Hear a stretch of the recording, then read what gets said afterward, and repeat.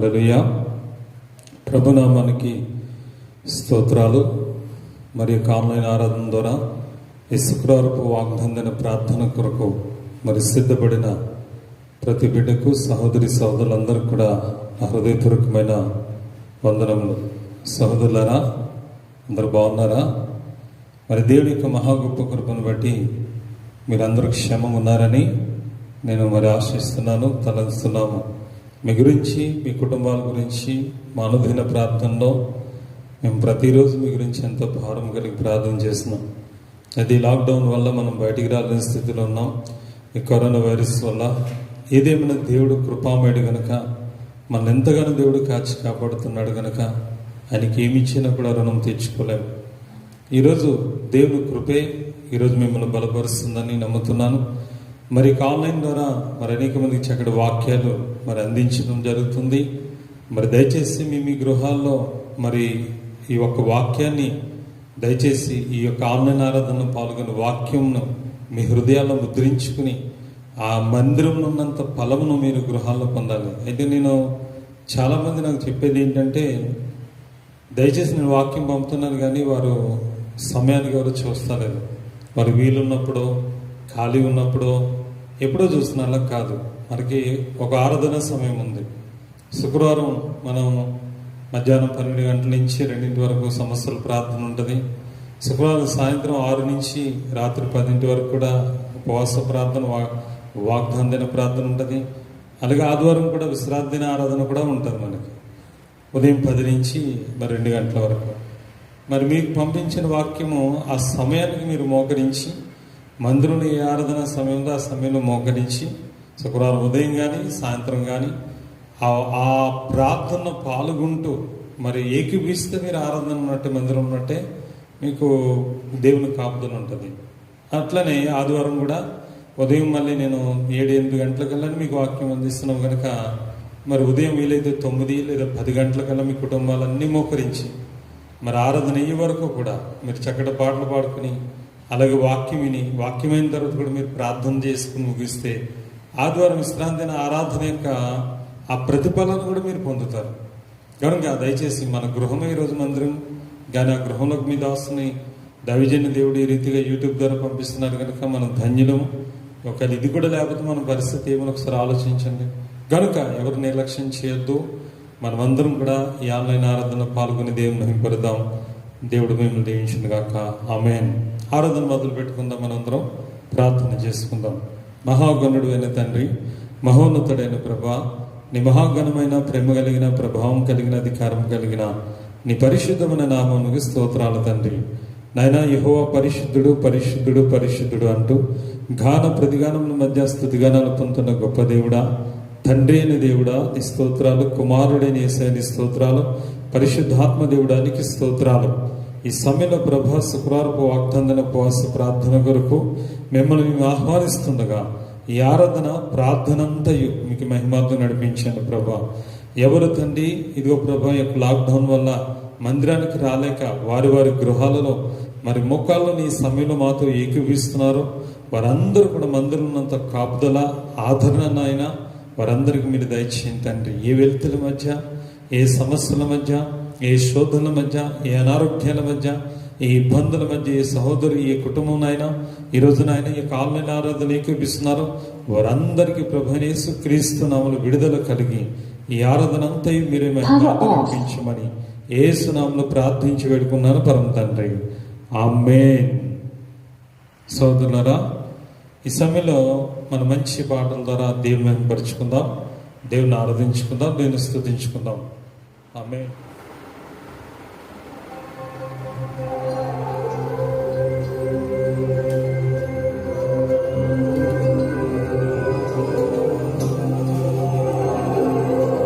స్తోత్రం.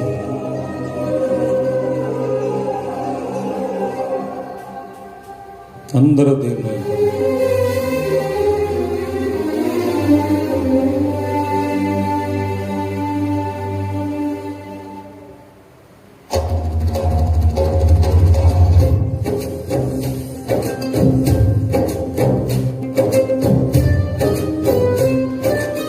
అందరూ చప్పట్లు కూడా దేవుని పెడతాం.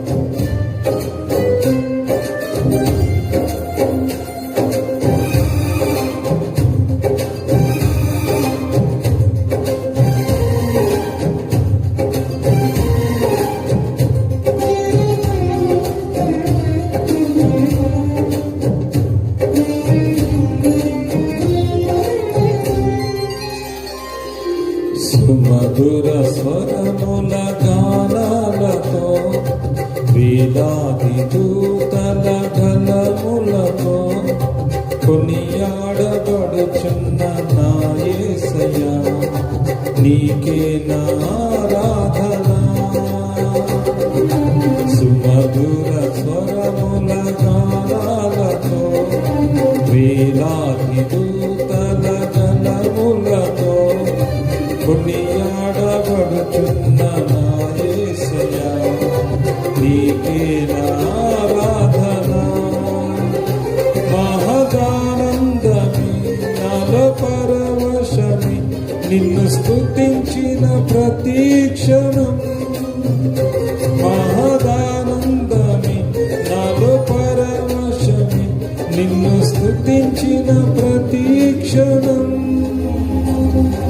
సుమధుర స్వరముల గానాలతో వేలాది దూతల గలములతో కొనియాడబడుచున్న నా యేసయ్యా నీకే నా ఆరాధన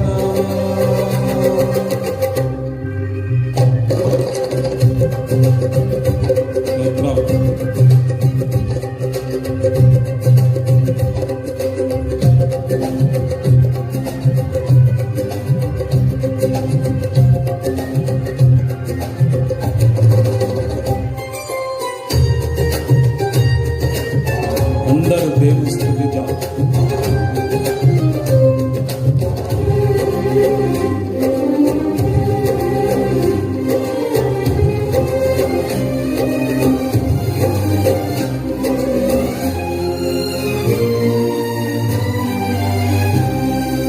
ఎడారి త్రోవలో నీ నడచిన ఎరుగని మార్గములో నన్ను నడిపిన నా ముందు నడచిన జయవీరుడా నా విజయ సంకేతమా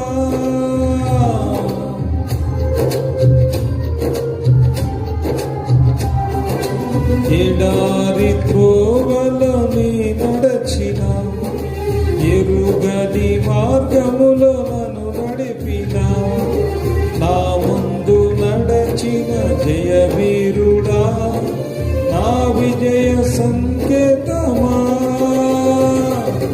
నీవే నీవే నా ఆనందము నీవే నీవే నా ఆధారము నీవే నీవే నా ఆనందము నీవే నా ఆధారము సుమధుర స్వరముల గానాలతో వేలాది దూతల గలములతో కొనియాడబడుచున్న నా యేసయ్యా నీకే నా ఆరాధన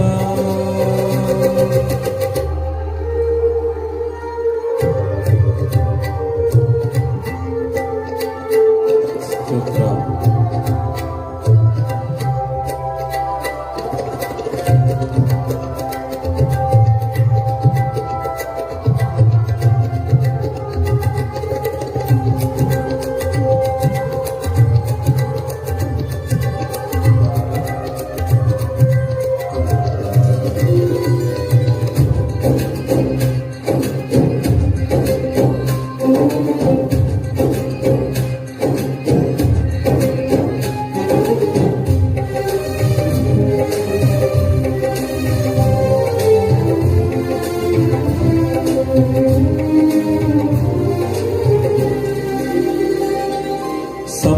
సంపూర్ణమైన నీ చిత్తమే అనుకూలమైన సంకల్పమే జరిగించుచున్నావు నన్ను విడువక నా ధైర్యము నీవేగా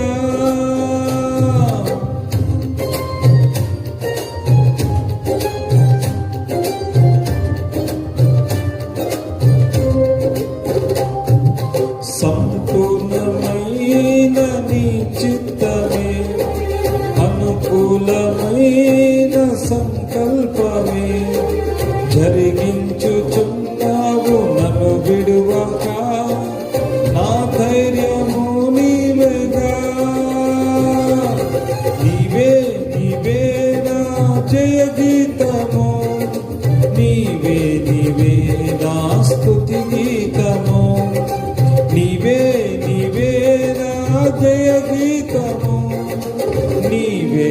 స్తుతి గీతము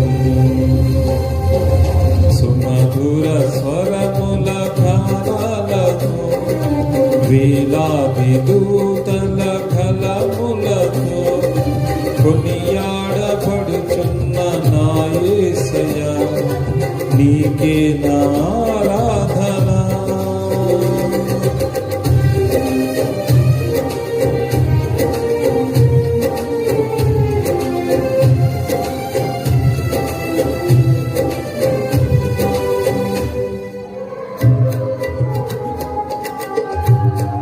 స్తోత్రం.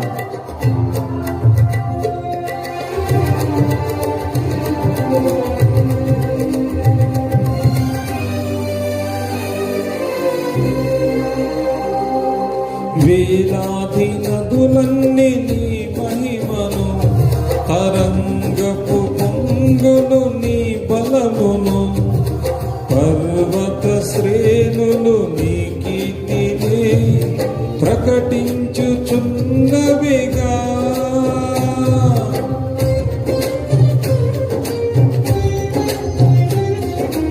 వేలాది నదులన్నీ నీ మహిమను తరంగపు పొంగులు నీ బలమును పర్వత శ్రేణులు నీ కీర్తిని ప్రకటించుచున్నవిగా.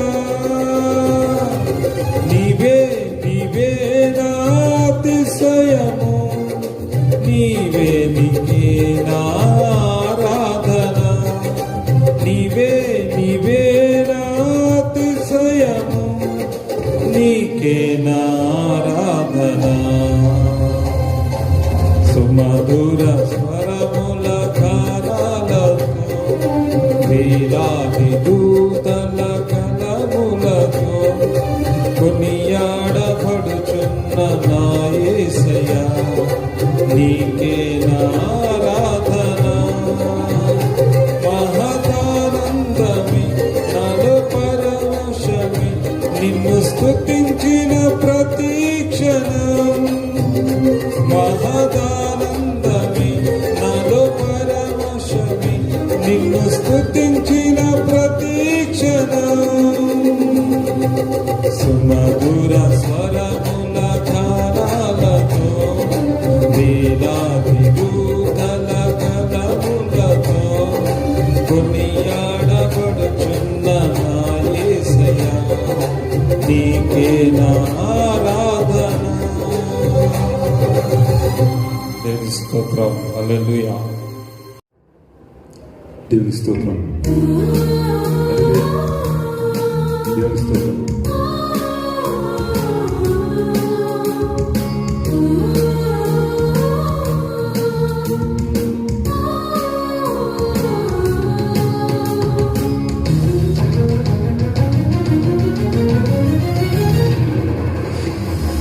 తరుముకుంటూ వస్తున్నది మనిషి నీకు ప్రమాదం, ముంచుకొని వస్తున్నది అదే నీ మరణం. తరుముకుంటూ వస్తున్నది మనిషి నీకు ప్రమాదం, ముంచుకొని వస్తున్నది అదే నీ మరణం. ఏ రూపంలో వచ్చి నిన్ను కొనిపోతుందని, ఏ వైపు నుండి వచ్చి నిన్ను కబలించి వేస్తుందని, ఏ రూపంలో వచ్చి నిన్ను కొనిపోతుందని, ఏ వైపు నుండి వచ్చి నిన్ను కబలించి వేస్తుందని. ఎప్పుడైనా ఆలోచించి మేలుకున్నావా? ఎప్పుడైనా ఆలోచించి మేలుకున్నావా? ఇకనైనా మార్పు చెంది ప్రభు చెంతకు చేరవా? తరుముకుంటూ వస్తున్నది మనిషి నీకు ప్రమాదం, ముంచుకొని వస్తున్నది అదే నీ మరణం.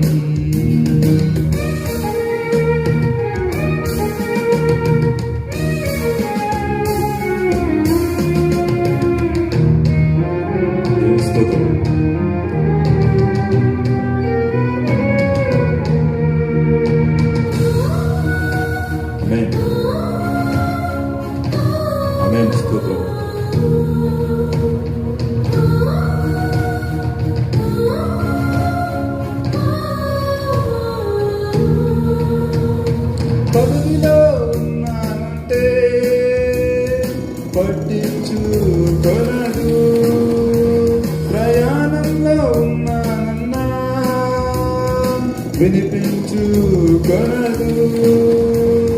చదువుకుంటానంటే ఈ మాట అసలు వినదు. ఉద్యోగం చేస్తానన్నా కుదరదు రమ్మను. ఈ పదవి ప్రయాణాలు అడ్డు రావు దానిని, ఈ చదువు హోదాలు తప్పించవు దానిని. ఈ పదవి ప్రయాణాలు అడ్డు రావు దానిని, ఈ చదువు హోదాలు తప్పించవు దానిని. మనుషుల కది శత్రువు దాని పేరు మృత్యువు, మనుషుల కది శత్రువు దాని పేరు మృత్యువు. మృతులు వెళ్ళు లోకమైన మరణానికి మిత్రువు. కదులుకుంటూ వస్తున్నది మనిషి నీకు ప్రమాదం, ముంచుకొని వస్తున్నది అదే నీ మరణం.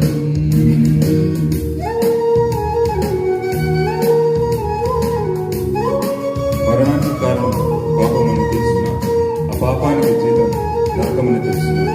దయచేసి యేసు శిలువ మరణం లోక పాప విమోచనం కనుక ప్రతి ఒక్కరూ యేసుక్రీస్తుని అంగీకరించి పరలోక రాజ్యానికి వారసులని ప్రభువు నామమున వేడుకొచ్చున్నాను.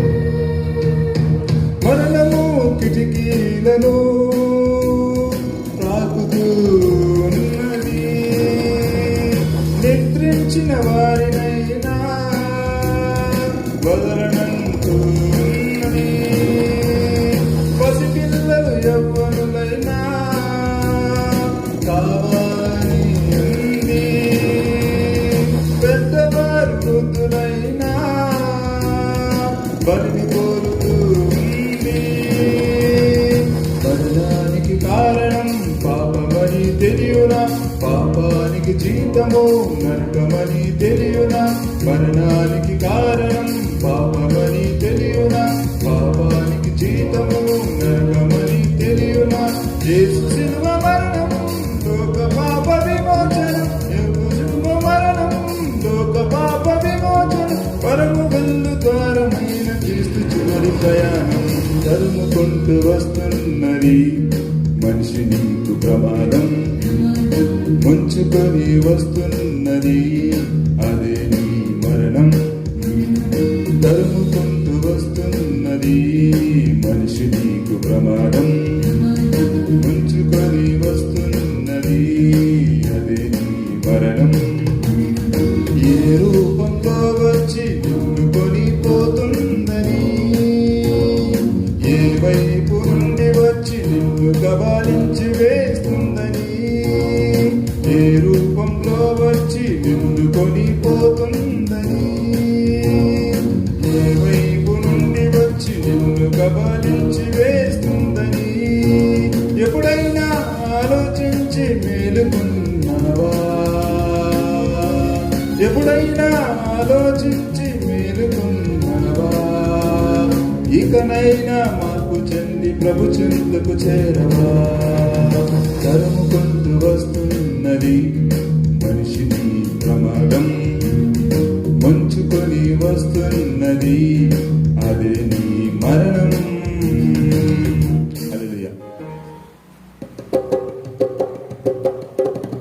నీతి న్యాయములు జరిగించు నా యేసయ్యా, నిత్య జీవార్థమైనవి నీ శాసనములు.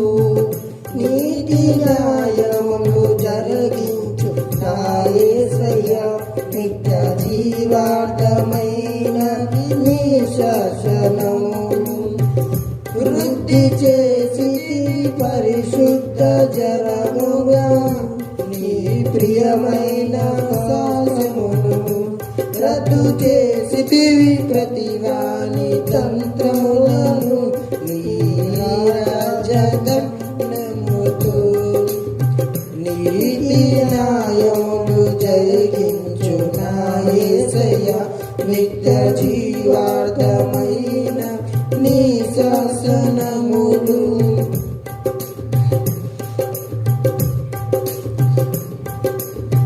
ప్రతి వాగ్దానము నా కొరకేనని, ప్రతి స్థలమందు నా తోడై కాపాడుచున్నావు నీవు.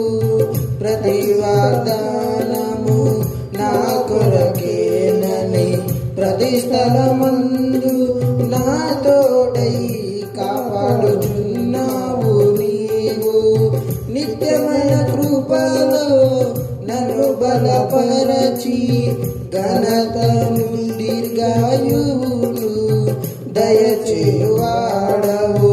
నిత్యమైన కృపలో నన్ను బలపరచి ఘనతయు దీర్ఘాయువును దయచేవాడవు. నీతి న్యాయములు జరిగించు నా యేసయ్య, నిత్య జీవార్థమైనవి నీ శాసనములు. పరిమళ వాసనగా నేనుండుటకు పరిశుద్ధ తైలముతో నన్నభిషేకించి ఉన్నావు నీవు. పరిమళ వాసనగా నేనుండుటకు పరిశుద్ధ తైలముతో నన్నభిషేకించి ఉన్నావు నీవు. ప్రగతి పదములో నన్ను నడిపించి ప్రఖ్యాతిని మంచి పేరును కలిగించువాడవు.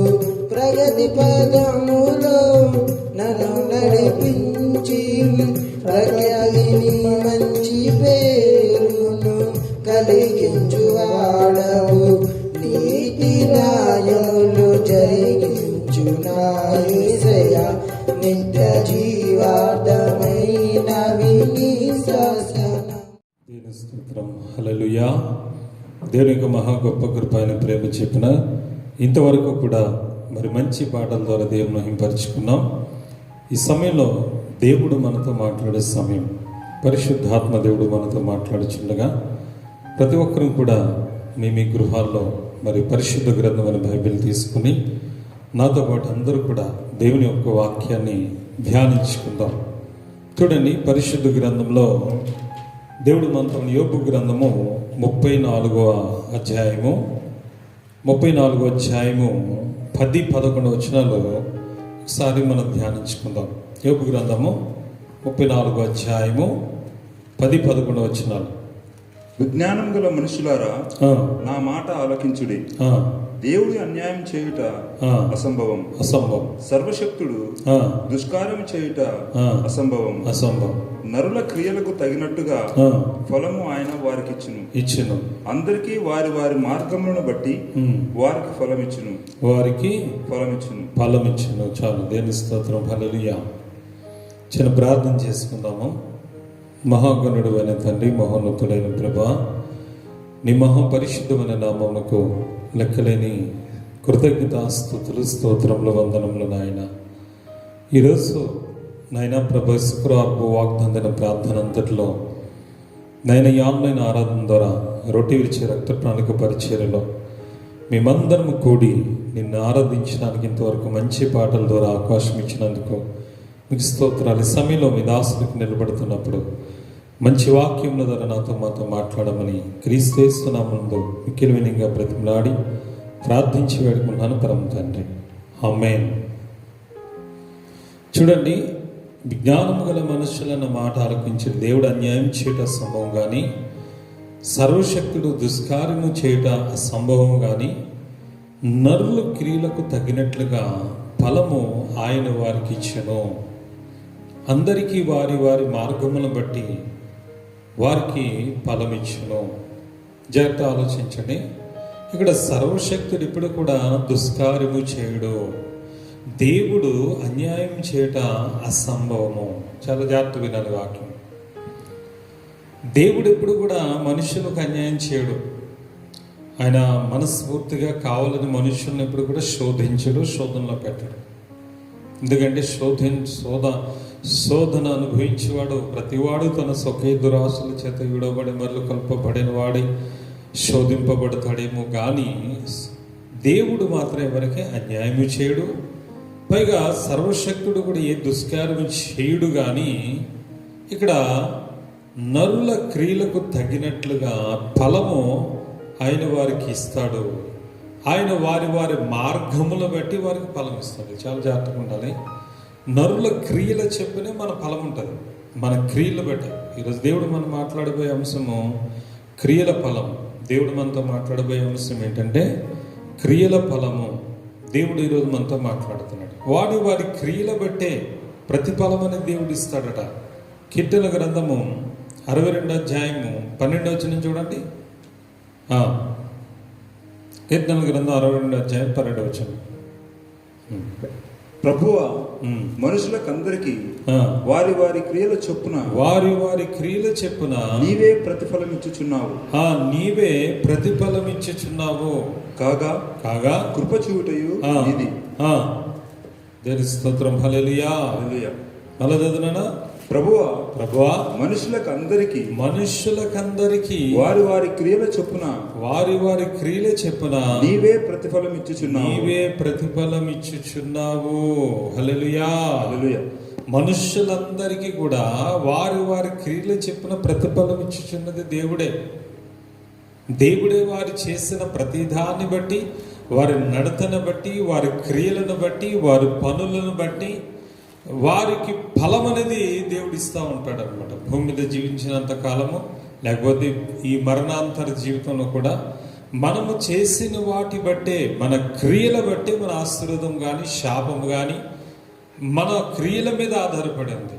ఎందుకంటే ఇంకా చూస్తే చూడండి, మత్తయి సువార్త 16 అధ్యాయం 27 వచనం. మత్తయి సువార్త 16 అధ్యాయం 27 వచనం. 16 అధ్యాయం 27 వచనం. మత్తయి సువార్త 16 అధ్యాయము 27 వచనం. మనుష్య కుమారుడు తన తండ్రి మహిమ గలవాడై తన దూతలతో కూడా రాబోతున్నాడు. అప్పుడు ఆయన ఎవని క్రియల చెప్పున వానికి ప్రతిఫలం ఇచ్చెను.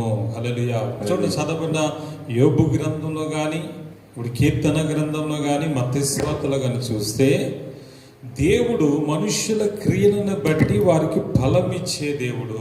అర్థమవుతుందా? మనుషుల క్రియలు అంటే అర్థం ఏంటి? మనం చేసే పనులు, అయితే మన ప్రవర్తనా స్థితి, మన మాట, నడత, మన యొక్క విధేయత సమస్తము కూడా మన క్రియల మీద ఆధారపడి ఉంది. ఉదాహరణకి చూస్తే ఒక మంచి వ్యక్తిని చూసి ఇతడు మంచి క్రియలు గలవాడు, ఇతడు చాలా మంచివాడు అని చెప్తాడు. లేకపోతే ఒక భయంకర దుర్మార్గమైన వ్యక్తిని చూస్తే అతని క్రియలు బట్టి దుర్మార్గుడు అని చెప్తారు. మనుషులే గుర్తిస్తారు, అవునా కదా? మనుషులే చూడిస్తే అమ్మో వీడు మంచివాడు కాదురా, వీడి జోలికి వెళ్ళకూడదు, అమ్మో వీడు మంచివాడు కాదని ఎందుకు అతనికి భయపడతారు మనుషులు? వాడి క్రియలు అనేవి దుర్మార్గం ఉంటాయి, లేకపోతే దుష్టత్వంలో ఉండొచ్చేమో. అందుకని ఆ వ్యక్తులు అతను చూస్తున్నాను. కొంతమంది ఒక వ్యక్తిని చూసి అరే ఇతను చాలా మంచివాడు, ఇతడు ఎవరి జోలికి వెళ్ళడు, ఇతడు చాలా మంచి సహాయం చేస్తాడు, ప్రేమగా మాట్లాడతాడని ఇంకొక వ్యక్తి గురించి మాట్లాడతారు. అంటే మనుషులు కూడా ఒక మనిషిని తన క్రియల మూలంగానే గుర్తుపడతారు. అలాగే ఒక మనిషిని క్రియల మూలంగా గుర్తుపట్టినప్పుడు సర్వశక్తి గల దేవుడు కూడా మనము చేసిన క్రియలను బట్టి, మన యొక్క పనులను బట్టి, మన యొక్క ప్రవర్తనా స్థితి బట్టే మన యొక్క ఆశీర్వాదం అనేది, శాపం అనేది ఆధారపడి ఉంటుంది అన్నమాట. దేవుడు పరిశుద్ధాత్మ దేవుడు మనతో క్లియర్గా మాట్లాడేది. పరిశుద్ధాత్మ దేవుని ప్రేరేపణ ద్వారా వాక్యం దేవుడు ఇస్తున్నాడు. జాగ్రత్తగా మనం ఆలకించాలి. మనుష్య కుమారుడు తన దూతలతో తండ్రి మహిమతో త్వరగా రాబోతున్నాడు ఈ లోకానికి. ఆయన పరిశుద్ధ దూతలతో త్వరగా రాబోతున్న సమయంలో ఆయన ఈ లోకానికి వచ్చినప్పుడు ఎవరిని క్రియలు చెప్పిన వారికి ప్రతిఫలం ఇవ్వబోతున్నాడని బైబిల్ గ్రంథంలో ప్రభువైన యేసుక్రీస్తు వారు సెలవిచ్చారు. ఉదాహరణ చూస్తే ఇశ్రాయేలు ప్రజలు ఉన్నారండి. ఇశ్రాయేలు ప్రజలు దేవుడు అబ్రహాముకి ఇచ్చిన వాగ్దానం బట్టి 400 సంవత్సరాల బానిసత్వం నుంచి వారిని మోషే అనే ప్రవక్తను పంపి విడిపించి ఎర్ర సముద్రాన్ని పాయలుగా చేసి వారికి ఆకాశం మన్నాను, సముద్ర పూరేలను బండ నుంచి నీళ్ళిచ్చి వారికి పగలు మేఘస్తంభం, రాత్రి అగ్నిస్తంభమై వారిని నడిపిస్తున్న సమయంలో నిజంగానే ఎన్నో కార్యాలు చూశారు. వాళ్ళు ప్రత్యక్షంగా చూశారు. ఆయన సినాయి పర్వతం మీదకి దిగి వచ్చి మోషేతో ముఖాముఖిగా మాట్లాడడం చూశారు. బోర శబ్దం, ఉరుములు, మెరుపులు, ధ్వనులు చూశారు. ధర్మశాస్త్రము దేవుడు ఆయన ద్వారా చేసి చూశారు. ఎర్ర సముద్రం పాయలడం చూశారు. ఆకాశం నుంచి ఆహారం కురవడం చూశారు, బండ చీల్చి నీళ్లు రావడం చూశారు. ఇలాంటి సూచక్రియలు అద్భుత కార్యాలు చూసిన వారు అంటే క్రియల చేత దేవునికి కోపం పుట్టించారట. క్రియల చేత వారు దేవుని కోపం పుట్టించారు. తెలుసా మీకు? చూడండి, కీర్తన గ్రంథము 106వ అధ్యాయము 34 నుంచి 106. కీర్తన గ్రంథం 106వ అధ్యాయము 34 నుంచి. యెహోవా వారికి ఆజ్ఞాపించినట్లు వారు అన్యజనుల నాశనము చేయకపోయారు. అన్యజనులతో సహవాసము చేసి వారి క్రియలు నేర్చుకొనిరి. దేవుడు వారికి ఒక మాట చెప్పాడు, మీరు వెళ్తున్న దేశము అమోనీయులు, మోయాబీలు, హివ్వీలు, హిత్తీలు, పెరిజీలు ఇలాంటి భయంకరమైన వ్యక్తిని ఎందుకు నేను చెదరగొడుతున్నాను? వారు హేయమైన క్రియలు చేశారు నా ఎదుట. వారు హేయమైన దేవతలను అనుసరించారు, లేకపోతే హేయమైన పనులు చేశారు, చేయకూడని పనులు చేశారు. వాళ్ళు తల్లిమాన చెల్లిమాన తీశారు, భయంకరమైన పాపాలు చేశారు. అలా మీరు చేయకూడదు, అందుకే మీ ఎదురు నుంచి వారు వెళ్ళగొడుతున్నారని చెప్పి వారిని అన్యుల దేశం నుంచి, వారిని ఐగుప్తు నుంచి వారి దేశాన్ని తీసుకెళ్ళి ఆ అన్య జాతిని హతం చేసి దేవుడు వారికి ఇస్తే వారు ఏం చేశారని తెలుసా? అన్యుల క్రియలను వారు ఫాలో చేశారట. చదువునా?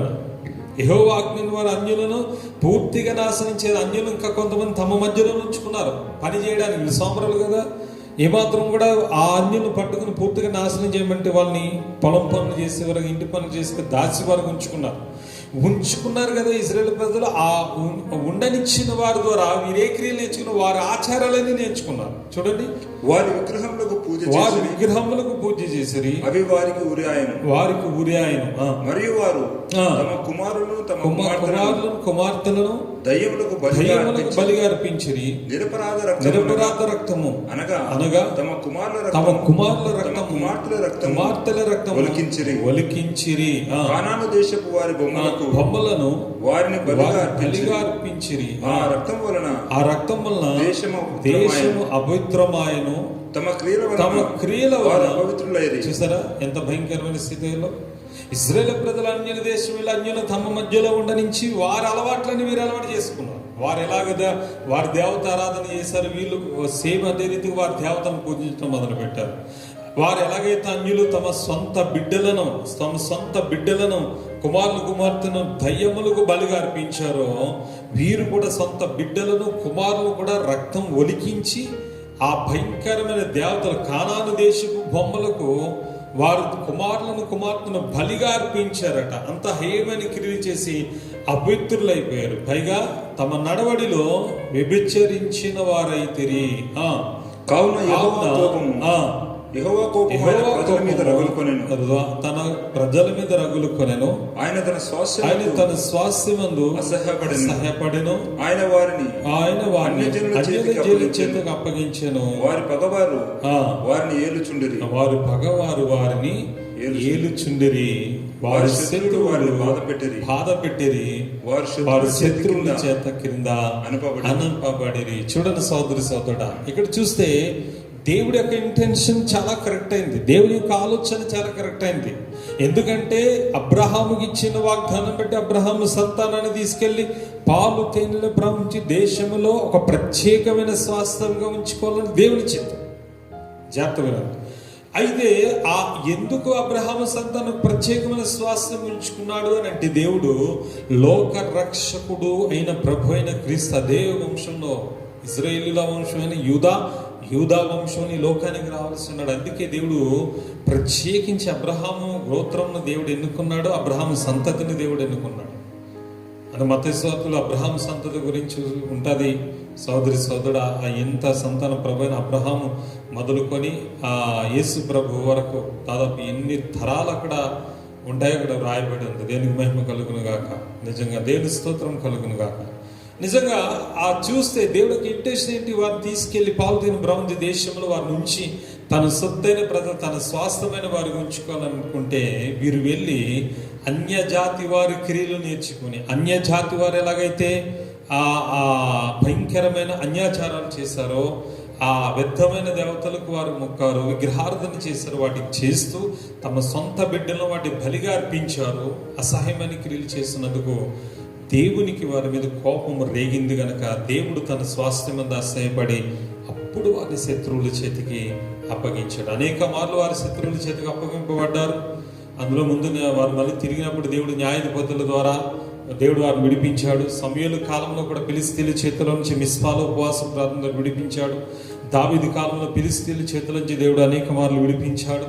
ఇట్లా విడిపించి ఆఖరికి సిద్కియా కాలం, ఇర్మియా ప్రవక్త ఉండే కాలంలో మాత్రం దేవుడు ఇంకా వారి స్వాస్థ్యం మీద అసహ్యపడి నెబుకద్నెజరుకు ఇక దేశాన్ని అప్పగిస్తే నెబుకద్నెజరు సర్వనాశనం చేశాడు. అప్పుడు మందిరం కూలగొట్టబడింది. సోదరా, ఇజ్రాయేల్ ప్రజలు యూదులు చెదిరిపోయారు. కనీసం వారు నిలువ నీడలేదు, కత్తివాత హతమైపోయారు. ఆ రోజు దేవుడు వారికి శత్రువు అయిపోయి దాదాపు మరి ఇజ్రాయేల్ ప్రజలందరూ బానిసలుగా మారిపోయారు. నెబుకద్నెజరు కాలంలో శద్రకు, మేషకు, అబేద్నెగో కానీ, దానియేలు కానీ వారు ఇజ్రాయేల్ వారైనా యూదా వారైనా వారికి ఏమాత్రం స్వతంత్రం లేదు. వారి బానిస బ్రతికిన దేవుడు అక్కడ వారి ద్వారా కూడా మహిమ తెచ్చుకున్నాడు. దేవుని స్తోత్రం, హల్లెలూయా.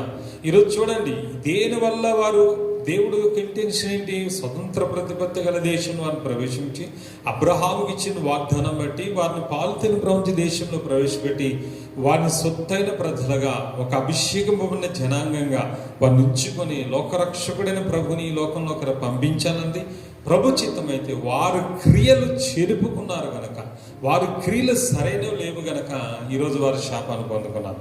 ఈరోజు మనం చూస్తే సోదరు, మన జీవితంలో కూడా మన అందరం కూడా ఈరోజు ప్రభువైన యేసు క్రీస్తునందు విశ్వాసం ఉంచిన వాళ్ళమే.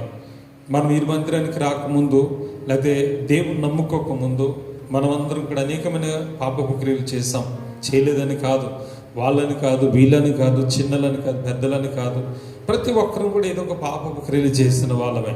కానీ ప్రభు దగ్గరికి వచ్చిన తర్వాత మనం ప్రతి పాపం ఒప్పుకున్నాము, ప్రతి పాపం అంగీకరించాము, ప్రతి పాపాన్ని బట్టి కన్నీరు కార్చి ఆయన నామందు మనం బాప్తిజం పొందాము. ప్రభు శరీరక్తం కళాల ప్రార్థన అనే గొప్ప అభిషేకంలో మనం అంటుకట్టబడి ఉన్నాం. కానీ చాలామంది కూడా ఇంకా తమ క్రియలలో మార్పు రాలేదు. తమ పాత స్వభావం ఏదున్నదో ఆ స్వభావాన్ని చాలామంది విడవలేదు. అందుకే ఈరోజు చాలామంది పరిస్థితి ఎలా ఉందంటే ఆశీర్వాదం పొందుతారు, విడుదల చూస్తారు, చాతబల నుంచి విడుదల పొందుతారు, దురాత్మ నుంచి విడుదల పొందుతారు, అప్పుల నుంచి విడుదల పొందుతారు, తాగుబోతు భర్తల నుంచి మార్పు పొందుతారు, కుటుంబంలో సమాధానం వస్తుంది, ఎంత మంచి జాబ్స్ పొందుతారు, మంచి ఉన్నత స్థితికి వెళ్తారు. కానీ తర్వాత మెల్లమెల్లగా వాటి విషయంలోని ఆశీర్వాదం కోల్పోతారు. ఇటు దేవుని గద్దింపు స్టార్ట్, ధైర్యం ద్వారా దేవుడి గద్దింపు మొదలెడతాడు. ఎందుకనంటే వారు వచ్చారు, మేలు పొందారు, కానీ వారు మారు మనసు పొందలేదు. ఇప్పుడు చూడండి, మన క్రియలు మారాలి. మన క్రియలు, మన నడవడిక, మన నడత మారకపోతే మనం చేసే ఈ చెడు క్రియల్లో మళ్ళా బ్యాక్ అయిపోయే ప్రమాదం ఉంది. మనం ఏ పాపపు క్రియల నుంచి శాపగ్రస్తమైన జీవితంలోకి వచ్చామో జీవితం నుండి వచ్చామో మళ్ళీ అదే శాపగ్రస్తమైన జీవితానికి మనమందరం కూడా వెళ్ళిపోయే ప్రమాదం ఉందన్నమాట. సోదరుడు ఒక్కసారి ఆలోచిద్దాం. ఈరోజు దేవుడు మనతో చక్కగా అనేకమైన విషయాలు మనతో మాట్లాడతాం. నినివే పట్టణస్థుల గురించి ఈరోజు మనం తెలుసుకున్నాం. నినివే పట్టణస్థులు చాలా బహు దుర్మార్గులు, చాలా భయంకరమైన చెడు క్రియలు చేశారు వాళ్ళు. అయితే యోనా అనే ఒక ప్రవక్తను ఎన్నుకున్న దేవుడు నినివే పట్టణస్థులకి వెళ్ళి వారికి నాశనం తటస్థిపోతుందని ప్రకటన చేస్తే ఆ యోనా నినివే పట్టణస్థులకు బహు దుర్మార్గులని భయపడి ఆయన వాడికి కేవిచ్చి తర్షీషునకు పారిపోయాడు. అయితే దేవుడు మహా భయంకర తుఫాను తీసుకొచ్చి ఆ వాడలోంచి యోనాను పారవేసినప్పుడు ఒక తిమింగలం అతను మింగి 3 దినములు ఆ తిమింగలం కడుపులో, ఆ చేప కడుపులో ఉండి 3 దినాల తర్వాత అతడు బయటికి కక్కివేయబడి దేవుని చేత హెచ్చరింపబడి ఆ నినివే పట్టణానికి వెళ్ళాడు. చూడండి, యోనా గ్రంథము 3వ అధ్యాయం మొదటి నుంచి చూద్దాం. తమ క్రియలను మార్చుకున్న జనాన్ని గురించి చూద్దాం. యోనా గ్రంథం 3వ అధ్యాయం మొదటి నుంచి. అంతటా యెహోవా వాక్కు రెండో మారు యోనాకు ప్రత్యక్షమై సెలవిచ్చినదేమనగా, నీవు లేచి నినివే మహాపురమునకు పోయి నేను నీకు తెలియజేయు సమాచారము దానికి ప్రకటన చేయి. కాబట్టి యోనా లేచి యెహోవా సెలవిచ్చిన ఆజ్ఞ ప్రకారము నినివే పట్టణమునకు పోయాను. నినివే పట్టణపు దేవుని దృష్టికి గొప్పదై 3 దినముల ప్రయాణమంతా పరిమాణము గల పట్టణము. బహుమానం గల పట్టణం. యోనా ఆ పట్టణంలో ఒక దినం ప్రయాణమంత దూరం నడిచి సంచరించుచు చేసి ఇక 40 దినంలో నినివే పట్టణం నాశనమగునని ప్రకటన చేయగా నినివే పట్టణపు వారు దేవుని యందు విశ్వాసం ఉంచి ఉపవాస దినము చాటించి గనులేమి అల్పులేమి అందరూ గోనెపట్ట కట్టుకుని ఆ సంగతి నినివే రాజులకు వినబడినప్పుడు అతను తన సింహాసనం మీద నుండి దిగి తన రాజవస్త్రములు తీసివేసి గోనెపట్ట కట్టుకుని బూడిదలో కూర్చుండెను. హల్లెలూయా. దేవుడు యోనా అనే ఒక ప్రవక్తను నినివే పట్టణానికి పంపించాడు. నినివే చాలా భయంకరమైన పట్టణం, చాలా భయంకరమైన పాపంతో నిండి ఉన్న పట్టణం, చాలా దుర్మార్గంతో నిండి ఉన్న పట్టణం. వారి క్రియలు దేవుని దృష్టి చేరి ఆ పట్టణాన్ని దేవుడు నాశనం చేశాడని దేవుడు నిజమే. జలప్రలయం ముందు జలప్రలయం ద్వారా ఎందుకు భూమి మీద ఉన్న జనాన్ని ఎందుకు నాశనం చేశాడు? వారి క్రియలు చెడ్డమైనప్పుడు భూమి మీద మనుషులు చేసి సంతాపపడి జలప్రలయం ద్వారా ఒక సృష్టి హంతమైపోయింది సోదరుడు. తర్వాత ఇంకా చూసే సొదొమ గుమొర్రా పట్టణం గురించి కూడా మనం చదువుకున్నాం. వారి కామయుక్కారమైన చేష్టల వల్ల అక్కడున్న నీతిమంతుడైన లోతు తన మనసును ఒప్పించుకుని వచ్చాడు, కానీ దేవుడు ఆ లోతును తప్పించి ఆ పట్టణాన్ని అగ్నితో కాల్చివేశాడు. ఎందుకు? వారి క్రియలు చెడ్డవైనందున. అవునా? అలా తూరు సీదోను పట్టణం మీద కూడా దేవుడు అగ్నిగంధకాలు కురిపించాడు, ఎందుకంటే వారి క్రియలు చెడ్డమైనప్పుడు. ఇలా చూస్తే బైబిల్లో మరి దేవునికి విరోధమైన అనేకమైన మరి పట్టణాలని ఆ రోజు నాశనం చేయబడ్డానికి గల కారణం ఏంటంటే వారి క్రియలు సరైనవి కాదు. అలాగే ఇజ్రాయేల్ ప్రజలను తీసుకెళ్లి కానాను దేశానికి ఎందుకు చేశాడు? కానానీయులు కూడా బహు చెడ్డవారైనందున వారి యొక్క కుమార్తెలను బలిగా అర్పించి, దయ్యములకు బలిగా అర్పించి, చేయకుండా హేయమని క్రియలు చేస్తున్నందుకు వారిని అన్యులను వెళ్ళగొట్టి తన బిడ్డలకు స్వాస్థ్యం ఇచ్చాడు. అలాగే నినివే పట్టణాన్ని కూడా దేవుడు నాశనించాడు. అంత భయంకరమైన పట్టణం. ఇప్పుడు చూడండి సోదరుడా, దేవుడు కూడా ఎక్కడి వరకు చూస్తాడంటే ఒక పట్టణము కానీ ఒక వ్యక్తి కానీ వారి పాపములు సంపూర్తి అవినవో లేవో పరీక్షిస్తూ ఉంటాడట. తెలుసా మీకు ఇది? వారి పాపములు సంపూర్ణమైనవో లేవు. ఆదికాండము 18వ అధ్యాయము 20 నుంచి మనకు సరి చదువుకుందాం. మరియు యెహోవా సొదొమ గొమొర్రాలను గూర్చిన మొర గొప్పది గనుక వాటి పాపం బహుభారమైనది గనుకను నేను దిగిపోయి నా యొద్దకు వచ్చిన ఆ మొర చొప్పుననే వారు సంపూర్ణంగా చేసులో లేదో చూచేదను, చేయనిడలా నేను తెలుసుకుందును.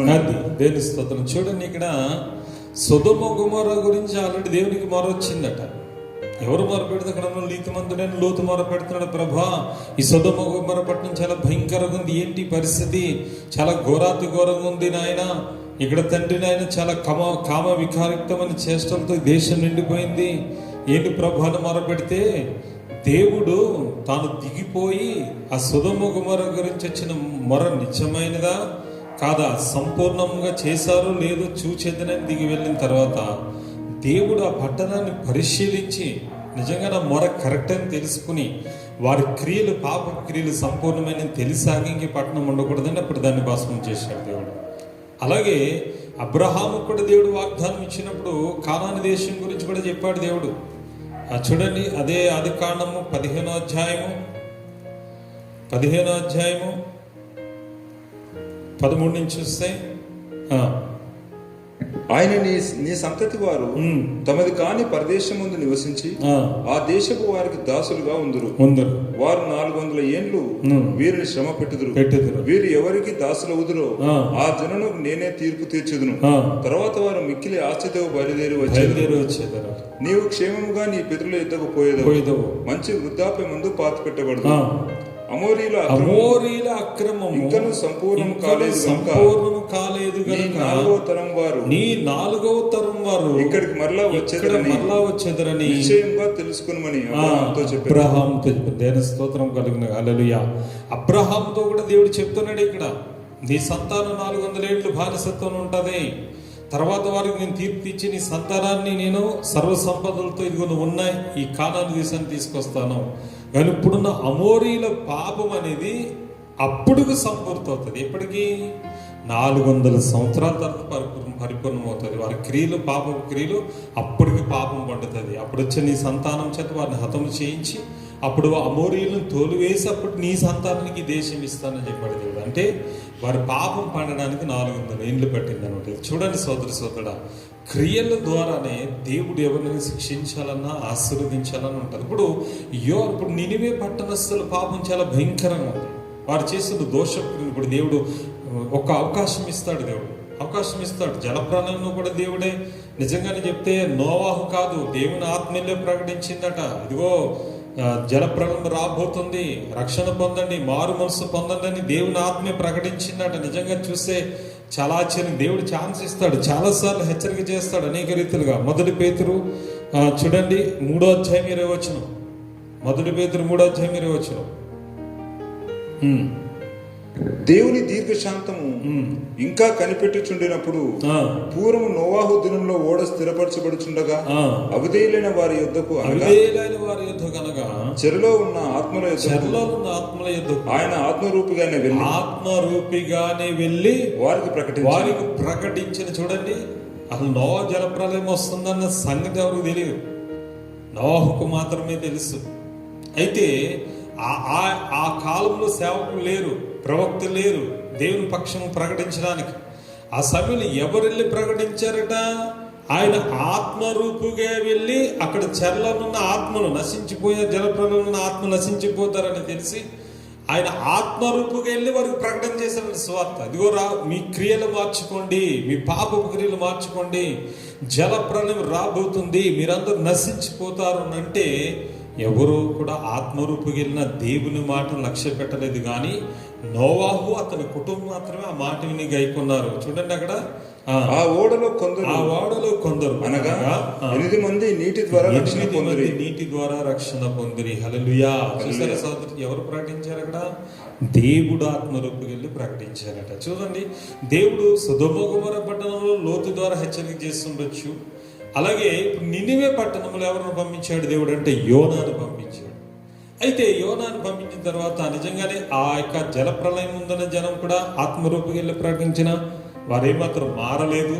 అలాగే సొదొమ గొమొర్రా పట్టణంలో లోతు కానీ అక్కడ దేవదూతలు ప్రకటించిన ఆ సొదొమ గొమొర్రా పట్టణస్థులు కూడా మారలేదు. లోతు బ్రతిమలాడు, అయ్యా ఇటువంటి దుష్కార్యం చేయకండి, మంచిది కాదు, వచ్చిన దూతలతో సైనించాలని అడిగితే నా అవసరం నా కుమార్తెలు ఇస్తాను కానీ వారు జోలికి పోద్దంటే వారు వినలేదు. ఎవడరా నువ్వు ఎక్కడి నుంచి వచ్చి మాకు చెప్తున్నావు, నువ్వు ఎవడోరా అనేసి లోతుని చంపడానికి వారు ప్రయత్నం చేశారు. లోతుని దేవుడు తప్పించాడు అక్కడ.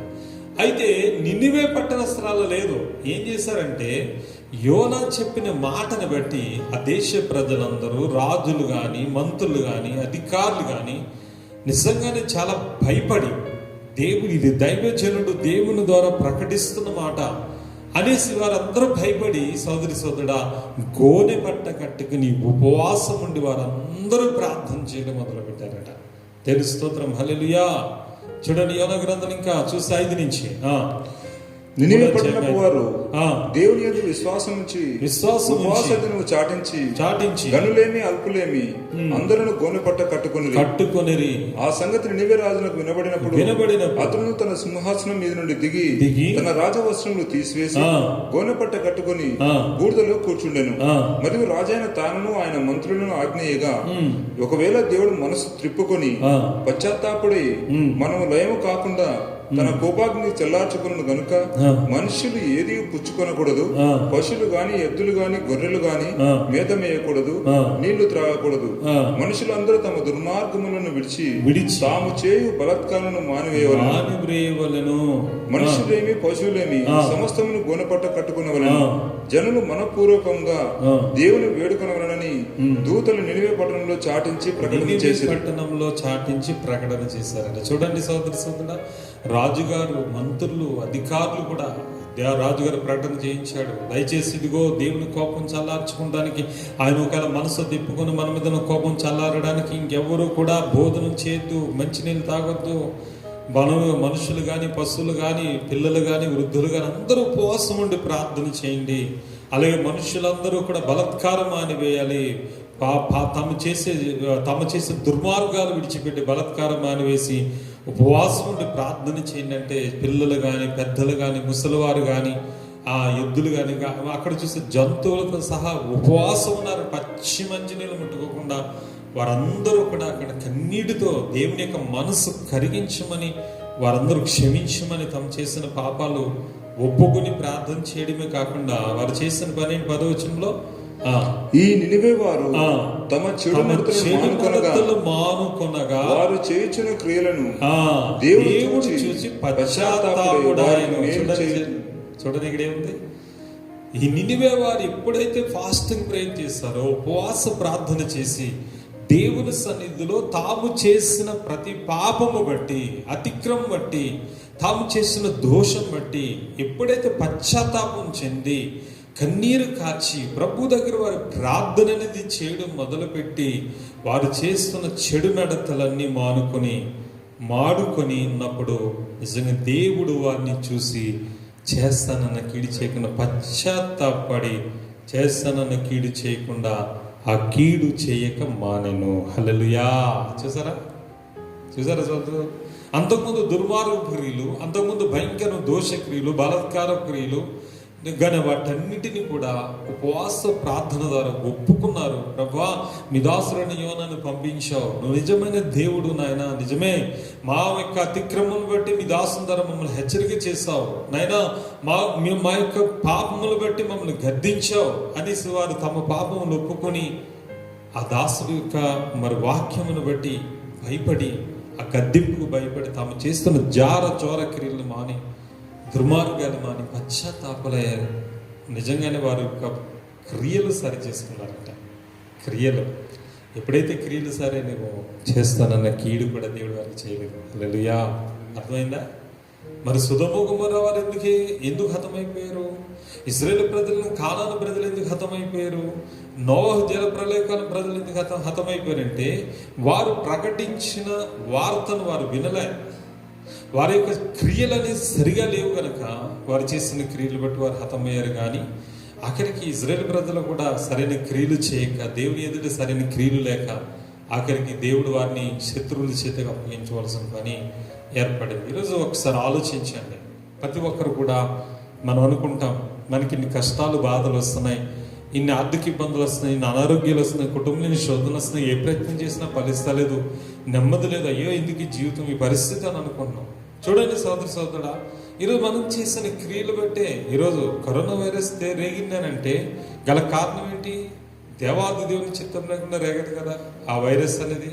దేవుడే కావాలని పెట్టినంటలేదు, మనుషుల క్రియలను బట్టి అది వచ్చిందేమో, ఆ భయంకర వైరస్ పుట్టిందేమో అనుకోవాలి. ఎందుకంటే ఇజ్రాయేల్ ప్రజలు ఆ కాలంలో చేసిన పాపం బట్టి తెగులు రేగిన మోయాబీ స్త్రీలతో, వారు మోయాబీలతో చేసిన పాపం బట్టి ఆ అవ్యర్థమైన వాటిని పూజించిన దాన్ని బట్టి అప్పుడు ఫినెహాసు పరిహారం చేసి ఆగిపోయింది.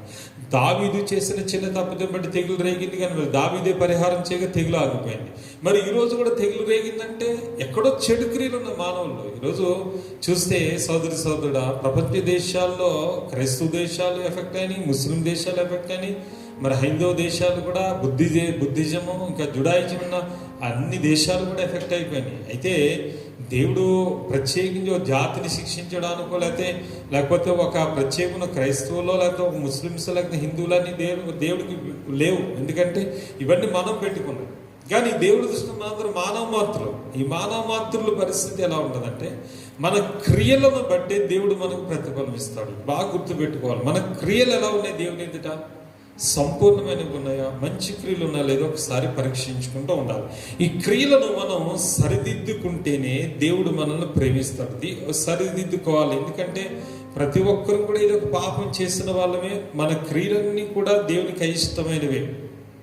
ఏ భేదంలో ప్రతి మానవుడు కూడా పాపం చేశాడు, దేవుని అనుగ్రహించి మహిమను పొందలేకపోతున్న వాళ్ళమే. కానీ క్రియలను సరి చేసుకోవాలంటే మనం ఏం చేయాలన్నది ప్రభువైన యేసుక్రీస్తు వారి యోహాను సువార్తలో సెలవిచ్చారు. అసలు దేవుని క్రియలు మనం ఎలా చేయాలి? యోహాను సువార్త 3వ అధ్యాయం 19-20 వచనాలు ఒకసారి చదువుకుందాం. యోహాను సువార్త 3వ అధ్యాయం 19-20 వచనాలు. ఆ తీర్పు ఇదే, వెలుగు లోకంలోకి వచ్చెను గాని తమ క్రియలు చెడ్డవైనందున మనుషులు వెలుగును ప్రేమింపక చీకటినే ప్రేమించిరి. హల్లెలూయా. మీకు అర్థమవుతుందా?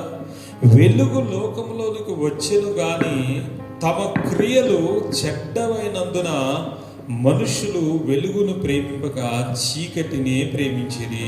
తమ క్రియలు చెడ్డవైనందున. ఈరోజు చూడండి సోదరుడా, తన క్రియలు ఎందుకు చెడ్డవి? ఉదాహరణకి మనం కయ్యిని చూసుకున్నాం. మొట్టమొదటి ఆదామవ్వలు వారు తినవద్దన్న పండు తిని పాపం చేశారు. సరే, వారి సంతానం చూస్తే కయ్యిని హేబేలు ఉన్నారు. కయ్యిను హేబేలు మరి దేవునికి ఆశీర్వాదం దేవునికి అర్పణ తీసుకొచ్చారు. అయితే హేబేలు శ్రేష్టమైన వాటిలో మంచి వాటిని తీసుకొచ్చాడు. ఎందుకంటే దేవుని హృదయపూర్వకంగా ప్రేమించగలిగాడు కనుక. కయ్యను అలాంటి పని చేయలేకపోయాడు. కయ్యను ఏ మాత్రం కూడా అటువంటి పని చేయలేకపోయాడు. దేవునికి మంచి అర్పణ అర్పించలేదు. పైగా దేవుడు ఆ అర్పణను లక్ష్య పెట్టనందుకు అతడు మొహం మార్చుకున్నాడు. పైగా తన క్రియలు మొహం మార్చుకున్నాడు. తన క్రియలు చెడ్డవి. అసూయ, తమ్ముడంటే అసూయ ఉంది, బాగా అసూయ చేసింది. ఒకటి నా అర్పణ లక్ష్య పెట్టలేదని పగ పెంచుకున్నాడు. తమ్ముడి మీద అసూయ పెంచుకున్నాడు, పగ పెంచుకున్నాడు. ఆ పగల్లో ఏమైపోయింది? కక్షగా మారిపోయింది. కక్షల్లో ఏం చేశాడంటే ఎవరు చూడని తల్లిదండ్రులు చూడని సమయంలో పొలంలో తమ్ముడి మీద పడి ఆ తమ్ముడి యొక్క బండరాయితో అతను తల మోది చంపేసి తన పొలంలో కప్పెట్టేశాడు. చాలా భయంకరమైన పరిస్థితి. చూస్తే ఇక్కడ ఉంది మొదటి యోహాను 3:12 చూడండి. మళ్ళీ వద్దాం యోహాను సువార్తలకు.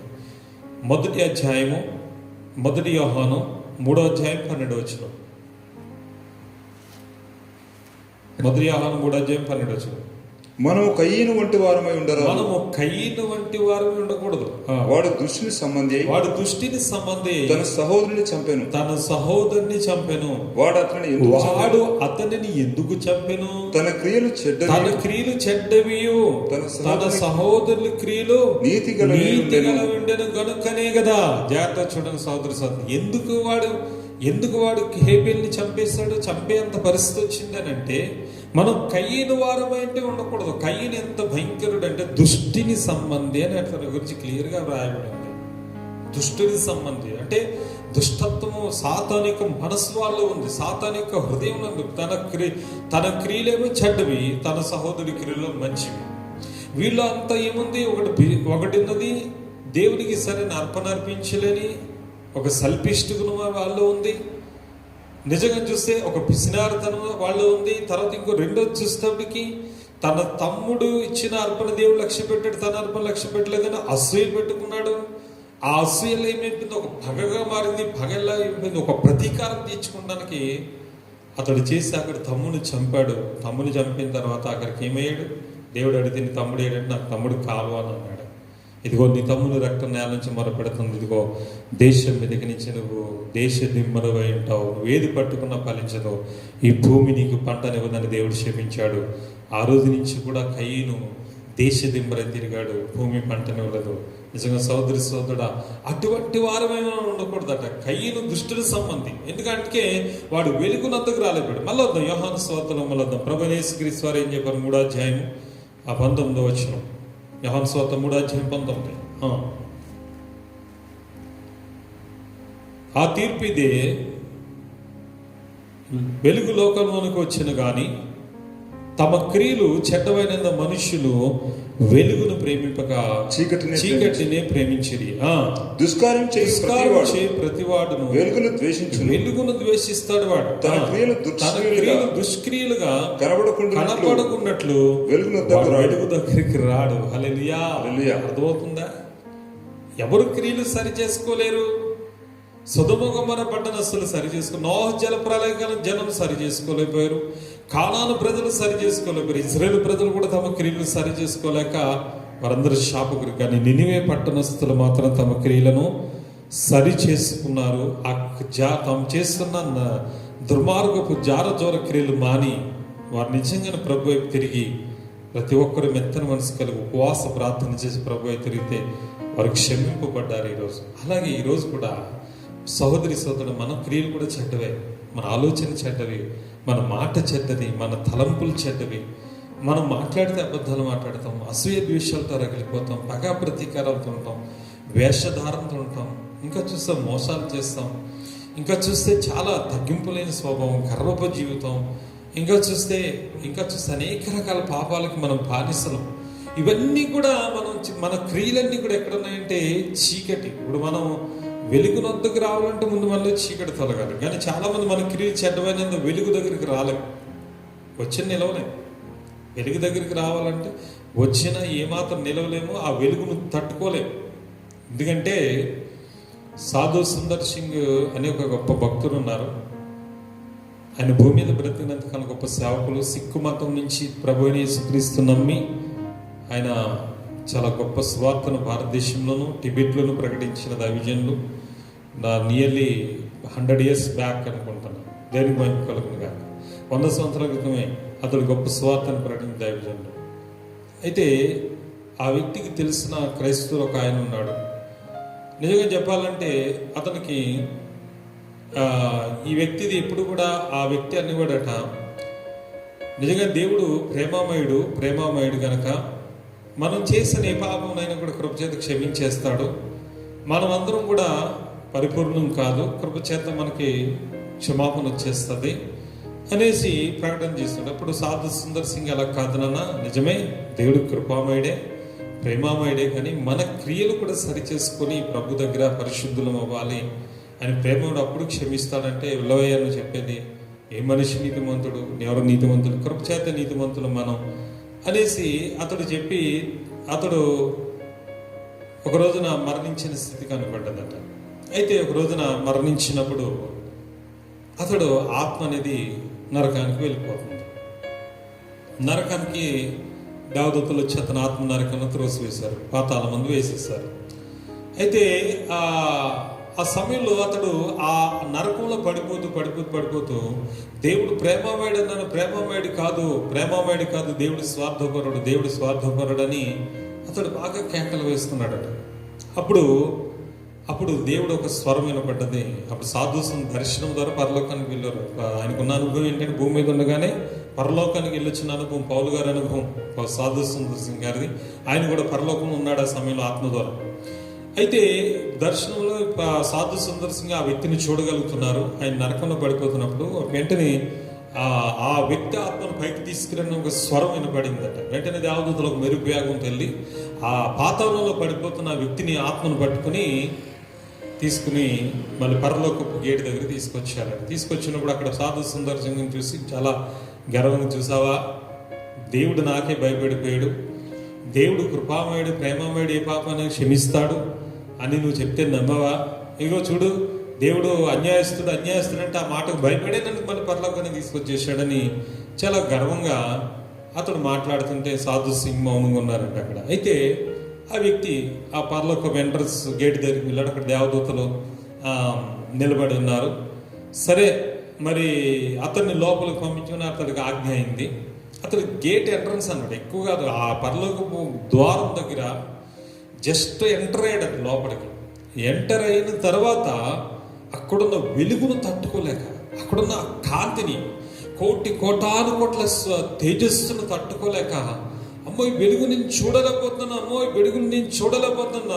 నేను తట్టుకోలేకపోతున్నానని ఆ వ్యక్తి ఆ వెలుగును చూడలేక, ఎంట్రన్స్ గేట్ దగ్గర ఉన్న వెలుగును చూడలేక అతడు పారిపోయా గేట్ దగ్గర నుంచి. అతనే పాతాళంలో దూకి మాయమైపోయాడట. హల్లెలూయా. అంటే చూడండి, నిజంగానే అతడు పాతాళంలో పడిపోయి దేవుడు అతను తీసుకొచ్చి పరలోకంలో ప్రవేశపెట్టడానికి అతడు అవకాశం ఇచ్చాడు. కానీ అతని క్రియలు చెడ్డవి.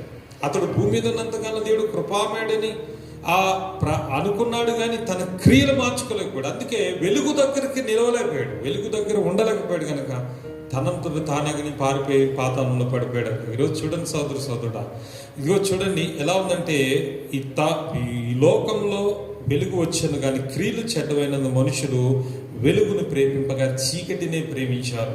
ఎందుకంటే చూస్తే దుష్కారం చే ప్రతివాడు వెలుగును ద్వేషిస్తాడు గనక తన క్రియలు దుష్క్రియలుగా కనపడుకున్నట్లు వెలుగునద్దకు రాడు. వాడు దుర్మార్గుడు దుష్క్రియలు చేయవాడు వెలుగునంతకు రాడు, వెలుగు దగ్గర ఉండలేడు, వెలుగును ఆస్వాదించలేడు, వెలుగులో నిలవలేడు, వాడు పారిపోతాడు, వాడు వెలుగు దగ్గర ఉన్నాడు. కానీ ఎవరు నిలవగలుగుతారు చూస్తే ప్రభువైన యేసుక్రీస్తు వారు అంటున్నారు కింద 27వ వచనం, సత్యవర్తనుడైతే తన క్రియలు దేవుని మూలముగా చేయబడి ఉన్నవని ప్రత్యక్షపరచబడినట్లు వెలుగునొద్దకు వచ్చెను. హల్లెలూయా. సత్యవర్తనుడైతే తన క్రియలు దేవుని మూలంగా సరిచేసుకుంటాను, దేవుని మూలంగా చేయబడటానికి వెలుగునొద్దకు వచ్చి తన క్రియలను మార్చుకోగలుగుతాడు. హల్లెలూయా. అర్థమవుతుందా? ఈరోజు చెప్పిన వాక్యంలో నినివే పట్టణస్థులు ఎలాగైతే తమ క్రియలను వెలుగులో తీసుకుని వచ్చి ఉపవాసం ఉండి సరిచేసుకుని క్షమాపణ అడిగి తమ ప్రవర్తన స్థితి మార్చుకున్నారో వారు వెంటనే క్షమింపబడ్డారు. వారు వెంటనే దేవుడు విధిస్తున్న శిక్షని తప్పింపబడ్డారు. నిజంగానే దేవుడు వారికి విధిస్తున్న శిక్షను క్యాన్సిల్ చేసేసాడు. అక్కడ ఈరోజు మన జీవితంలో కూడా ఎన్నో శిక్షలు, శోధనలు, శ్రమలు మన చుట్టూ ఉన్నాయి. కానీ దీనంతటికీ గల కారణము మన క్రియలు ఎక్కడో దేవుని ఎదుటి చెడ్డగా ఉంటాయి. వాటిని బట్టి మనం ఏం చేయాలంటే క్షమాపణ అడగాలి, ప్రార్థన చేయాలి, ఉపవాసం ఉండాలి, ఒప్పుకోవాలి. ఒకవేళ నేను సరి చేసుకోలేకపోతే ప్రభు నన్ను సరిచేయమని వెలుగునొద్దకు వస్తే, ఏంటా వెలుగు అని అంటే సోదరుడా, వాక్యమనే వెలుగులో. దేని స్తోత్రం. హల్లెలూయా. వాక్యపు వెలుగులో. అదిగంటాడు దావీదు, నీ వాక్యము నా పాదములకు దీపమ త్రోవలకు వెలుగైనది అంటాడు. నిజమే, వాక్యపు వెలుగులో మన క్రియలన్నీ చూసుకోవాలి. వాక్యం మాట్లాడుతుంది. ఈరోజు మన గురించి మాట్లాడడం చాలా మంది అనుకుంటారు, నా గురించే పాస్టర్ గారు చెప్పారు అనుకుంటారు, కానీ దేవుడు నా గురించి మాట్లాడాడు దైవం ద్వారా అనుకున్నారు. నినివే పట్టణస్థులు వారు క్షమింపబడ్డారు.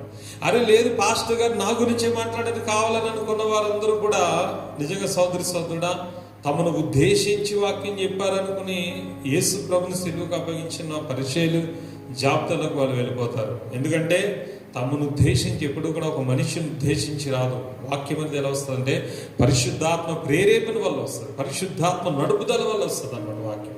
ఆ పరిశుద్ధాత్మ దేవుడే వారితో మాట్లాడుతుంటాడు. ఇప్పుడు ఒక చీకటి ఉన్నవాడిని చూసి ఆ దైవజనుల దేవుడు మాట్లాడుతున్నా, నీ క్రియలు సరిగా లేవు, నువ్వు రా, నువ్వు సరి చేసుకో, దేవుని వైపు తిరిగి మారు మనసు పొందంటే ఆ వ్యక్తి నచ్చినప్పుడు ఏమనుకుంటాడు, ఈ పాస్టర్ గారు అసలు నన్ను శోధిస్తున్నాయంటే, కక్ష నింటే, కుళ్ళు నేంటే, క్రోధం అనుకుని అభ్యంతరపడి వెలుగునొద్దకు రాలేక మరి ఆ వ్యక్తి మరి దేవుని వదిలిపెట్టే ప్రమాదం ఉంది, లేకపోతే దైవజనుని కీడు తలపెట్టే ప్రమాదం కూడా ఉంది. కానీ ఈరోజు మనం చూసే సోదరుడా, వెలుగునొద్దకు రావాలి మనం. హల్లెలూయా.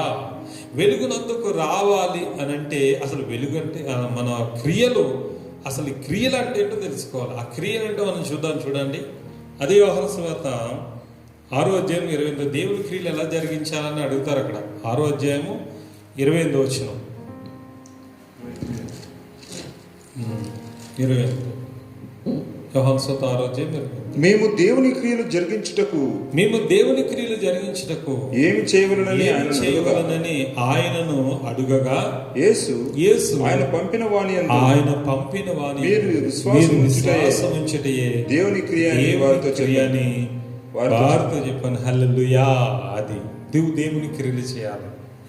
ఏమిటా దేవుని క్రియలు?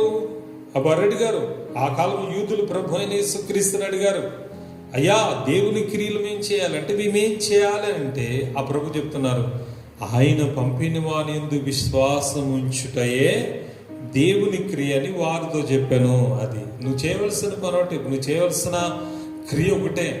ఈరోజు ఏదో నువ్వు కొండను తవ్వి మన ఎలకను పట్ట అవసరం లేదు, కొండను పిండిని చేయవలసిన లేదు, కానీ నువ్వు ఆయన పంపిన యేసుక్రీస్తును రక్షకుని నీ స్వకీయ రక్షకునిగా అంగీకరించి నీ ప్రతి పాపం ఆ ప్రభు యొక్క నామను ఒప్పుకున్నట్టు ద్వారా మాత్రమే నువ్వు దేవుని క్రియ చేయగలుగుతావు.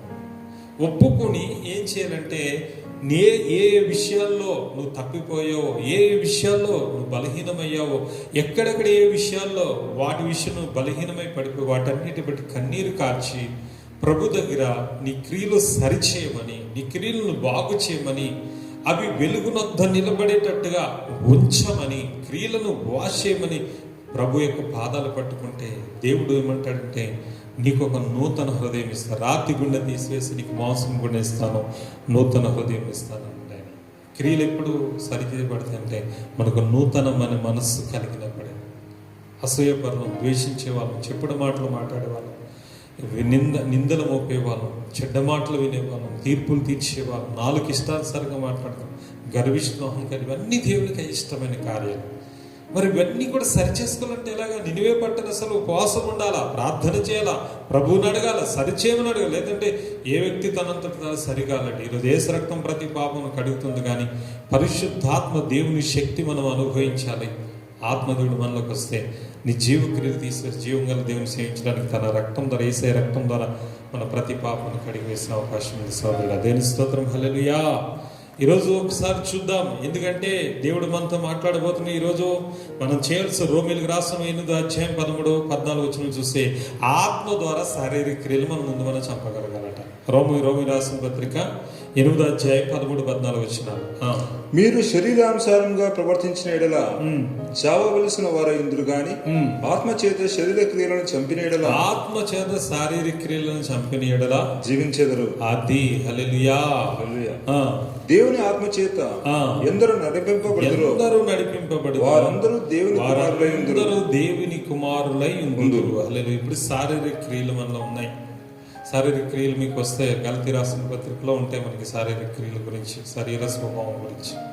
ఈ శారీరక క్రియల్లో ఉంటాయి జారత్వం, కామం, అభ్యత, విగ్రహారాధన, విచారము, ఇంకా చూస్తే అహంకారము, గర్వము, మత్సరత, భేదము, కలహము, అసూయలు, అల్లరితో కూడిన ఆటపాటలు చాలా ఉన్నాయి. 9 చాలా ఉన్నాయి. శారీరక క్రియలు చాలా ఉన్నాయి. 9 ఆత్మ ఫలాలు, శారీరక క్రియలు చాలా ఉన్నాయి. ఈ శారీరక క్రియలను మనం జయించాలంటే ఎవరు జయించాలి? మన వల్ల కాదు. ఇప్పుడు ఈ క్రియలు మారాలి మనలో. అహంకారం మారాలి, అహంభావం మారాలి. శారీరక క్రియలు తెలుసు కదా, తెలుసా? గలతీ రాసిన పత్రిక చూద్దాం, వీటిని ఎలా జయించాలన్నది చూద్దాం. 5వ అధ్యాయము, గలతీ రాసిన పత్రిక 5వ అధ్యాయము